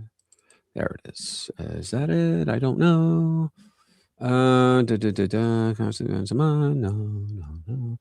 Sorry, lost it. Anyway, the guy pointed out that every president since 1979, you had Carter, there was the Clinton, the Bushes, you had all of them, right? Obama, Biden, and Trump. They all said that they had to stop Iran from getting the bomb. They did nothing to do that. Okay, we had Barack Obama, who dropped off billions of dollars on pallets in the middle of the night, like Pablo Escobar, right? To these people, and they're using that money to this day to hurt other people, right? And then you had Joe Biden, who also gave them a shit ton of money, and both of those clowns tried to do the nuclear deal, which in the appendix of the nuclear deal allowed them to have a nuclear bomb 15 years after it was signed, and even though it was never signed. I mean, holy Christ. And so Trump comes along, and we just saw Kamala where she said, oh, there was no way they were going to. And now she's out there saying it's a horrific thing he's doing, right? These people have no principles whatsoever on the left. None. And we got some rhino a-holes on our side too. But for the most part, the Democrats are just the most disgusting creatures because they're not about making anyone's lives better but themselves. And that's with power. And that's what they're all about. And people can see through it, except for that 10% of the extra chromosome left, right? They're the only ones, right, that still believe that shit. But let me get through this. All right. So the position once again puts Fetterman at odds with anti-Democrats anti-Trump Democrats who are blindly criticizing the operation. Speaking during an interview on Hannity, Fetterman said Iran historically responds only to strength. Usually, quote, the Iranians only respond to power, Fetterman said. Now it might force them to continue more kinds of military strikes, but remind everyone their nuclear ambitions have been severely damaged at this point. The Israelis have killed many of their scientists and destroyed a lot of those nuclear facilities as well. Iranian regime significantly weakened. I can't talk tonight. Fetterman acknowledged that concerns remain about Iran's nuclear stockpiles, but emphasized that recent actions have dealt a major blow to the regime's capabilities. Quote, every single thing Iran has done is an entire war crime. Like they're saying Trump committed a war crime by saying civilization will end. It was a negotiation tactic, right? But by saying that he committed a war crime. Meanwhile, they say nothing about the regime ordering their people to act as human shields around all the targets. That is an actual war crime. You'll never hear children. Yeah. Now we are the force of good in the world. He also rejected calls from fellow Democrats to force a new War Powers Act. The senator is warning that it could undermine ongoing military objectives. They don't care. They thought America was in decline, and they were the people that should have managed that decline. That's what they thought. They can't stand Trump because he revitalized us again. Quote, we're not even 40 days into this, and now I'm reading that they have to force another war powers vote, and I will vote against that now because we have to stand behind our military to allow them to accomplish, the goals of epic fury. The guy's just right. I haven't heard any Republicans talking this way. Democrats push back, plan war powers vote. Fetterman's comments stand in sharp contrast to criticism from Senate Minority Leader Chuck U. Schumer and other Democrats who have raised concerns about escalation in congressional authority. On Wednesday, while announcing plans to force a vote on a war powers resolution, Schumer said, the bottom line is Iran still has its nuclear stockpile. And you want us to not go in there and blow it up. Its nuclear ambitions are still unchecked, if not accelerated. How the hell are they accelerated if all of their facilities have been blown to shit, even the underground missile factories have been blown to shit, what the hell is Trump doing? Trump's doing what every president said they would do and never did. That's what Trump's doing, right? Divide emerges within the Democratic Party. Love it. Senate Democrats, including Schumer, have characterized the conflict as Trump's war of choice. Meanwhile, Fetterman's remarks highlight a growing divide within the party over how to confront Iran. His defense of the administration's actions underscores broader support among some lawmakers for a more forceful approach. I don't know. They're writing this as if to say that, well, by Fetterman coming out, that means that there is a divide. No, it could be all of the Democrats and Fetterman over here. You know, because I don't hear any other Democrats coming out and going, well, yeah, we should have ended Iran. Since 1979, they've been saying death to America, right? It comes as the Trump administration continues to pressure Iran over its nuclear program and regional activities. Right. Here, here. Here, here. Hold on. What do we got here? Oh, wow. Dude, thank you. Call it a crusade, Donald. Let's go. Long live Persia. Yeah, you know what?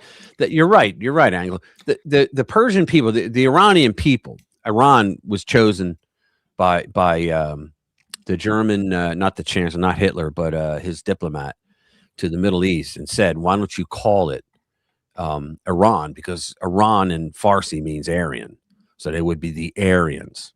Did you put something up? I did. Let's see. There you go. Meme of the day. Your Chuck. Yeah, our Chuck. Nice. Yeah, remember he put a raw, during his commercial, he put a raw hamburger with cheese on it.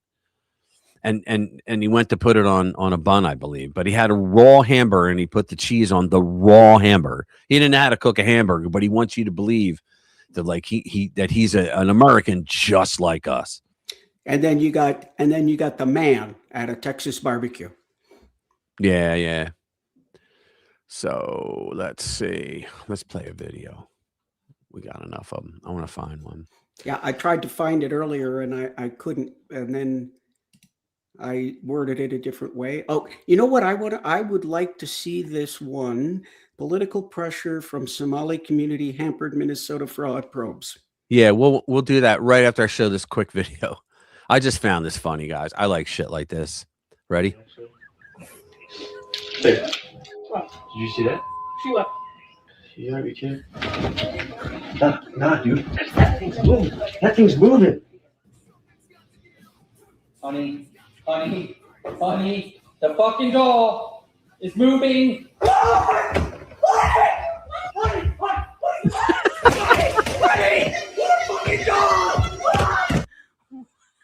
Look at this. Watch that.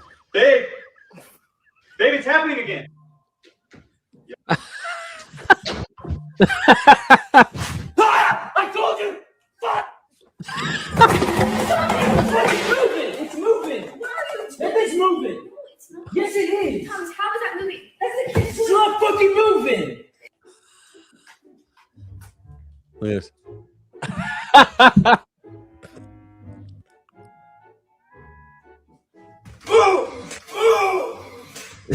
You coming? Oh shit! Buddy! My God. I told you, it's moving. I'm telling you, the fucking thing is moving. I told you so. Baby! What? Baby, I'm not fucking around. What?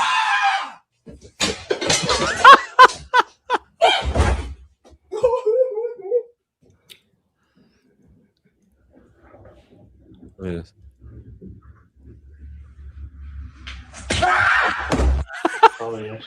Yeah, Oh, this man, seems, you gotta love that. That seems a little acted to me. Oh yeah, well, I don't know, but it's still funny. Come on. I got no sense of humor. That's my problem. Yeah, it was still funny. Yeah, but what's the other one you wanted? Which one was it? The Sorry. political pressure one. Political pressure from Somali. Political pressure from Somali community. Yeah. This one. Holy crap. I wanted to see that. That's got to be good. Yeah. This one. Yeah, just wait. This is great. It's like crazy, but just the news. John Solomon's gig. Political pressure from Somali community hampered Minnesota fraud probes, whistleblower says. So now we're supposed to believe that, well, these Democrats wanted to turn in the fraud, but you know, there were just too many Somali people and we could have lost our jobs, so we didn't, right? I mean, a key whistleblower, why does that pop up? But that's partially true, though. Yeah, but they're not constituents. I think most of them, I don't think, a lot of them got citizenship, but most of them didn't. They're here on like a green card, like that permanent resident status that Obama gave them.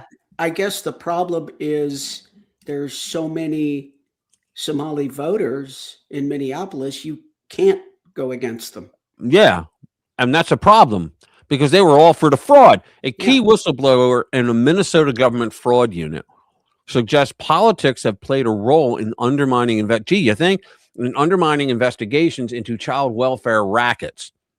Although being less than 2% of the total population, the Somali community is a major political force, having helped elect Ilhan Omar to Congress.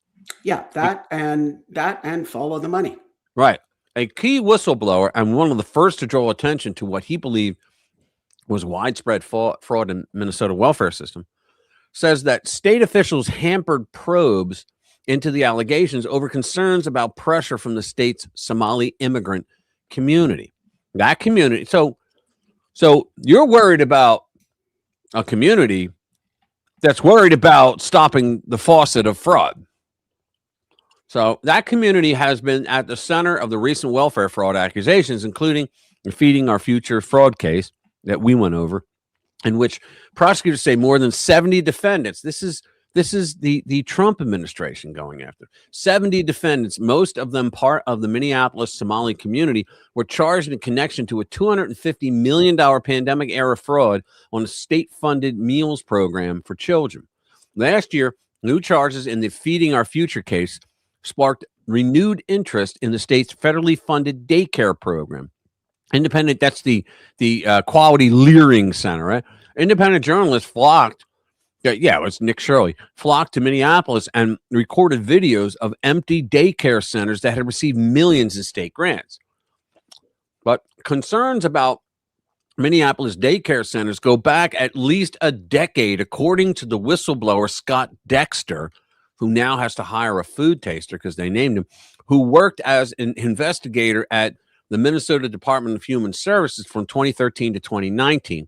He told Just the News that his team uncovered evidence of fraud in the state's taxpayer-funded daycare system almost immediately after he started his work. Quote, the very first daycare that we investigated had received about $3.75 million in 1 year, and it was no kids.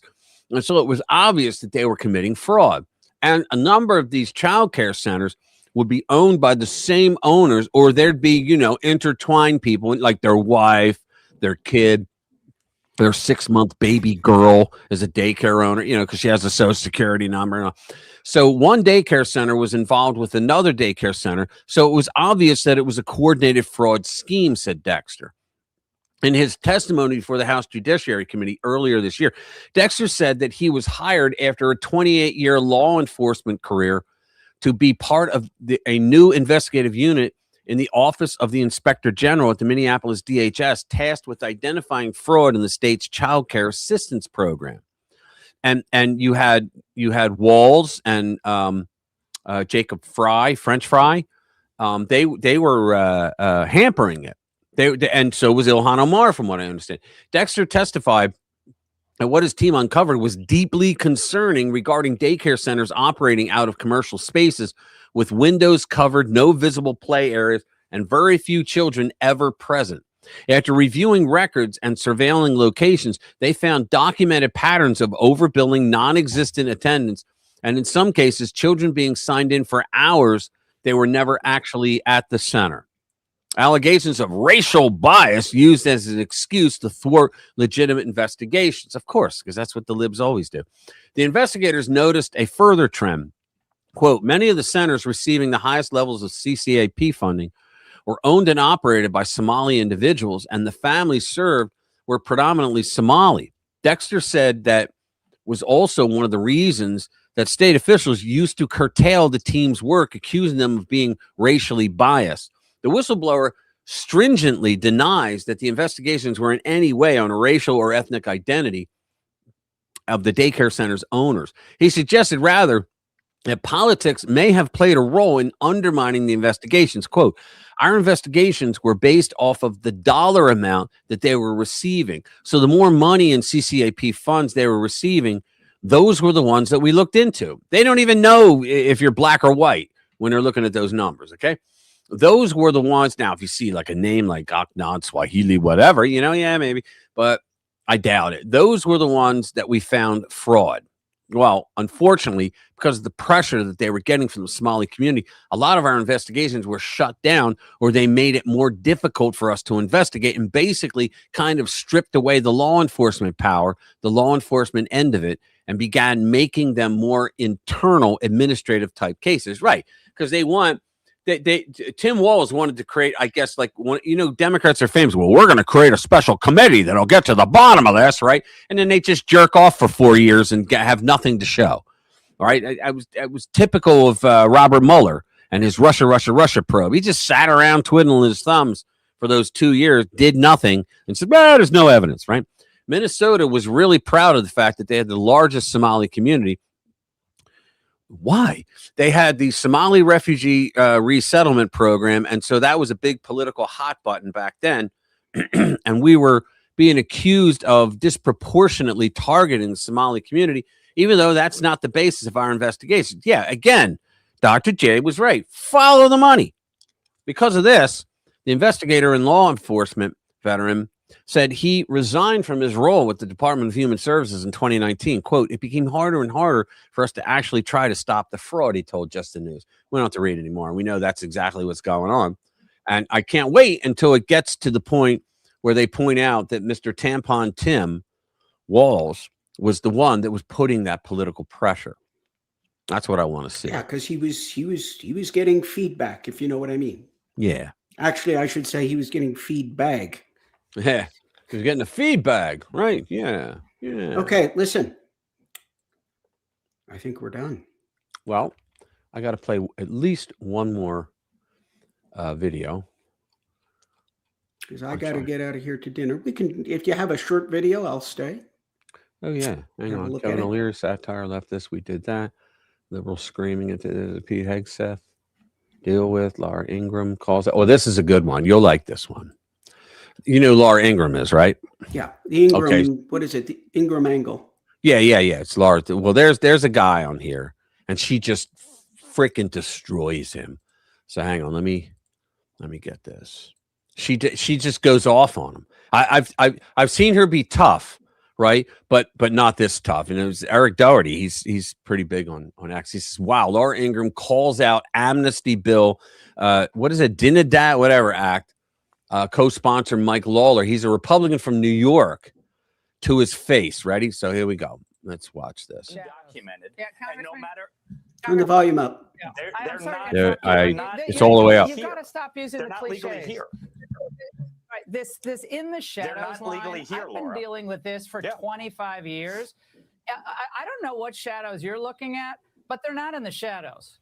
In other words, he's trying to say, well, the illegals are here, but they're in the shadows. People don't see them. They're they're not in the shadows. They're not here, and she's telling them like where they are. Working in restaurants, some are, others are engaged in widespread fraud in California. Yeah.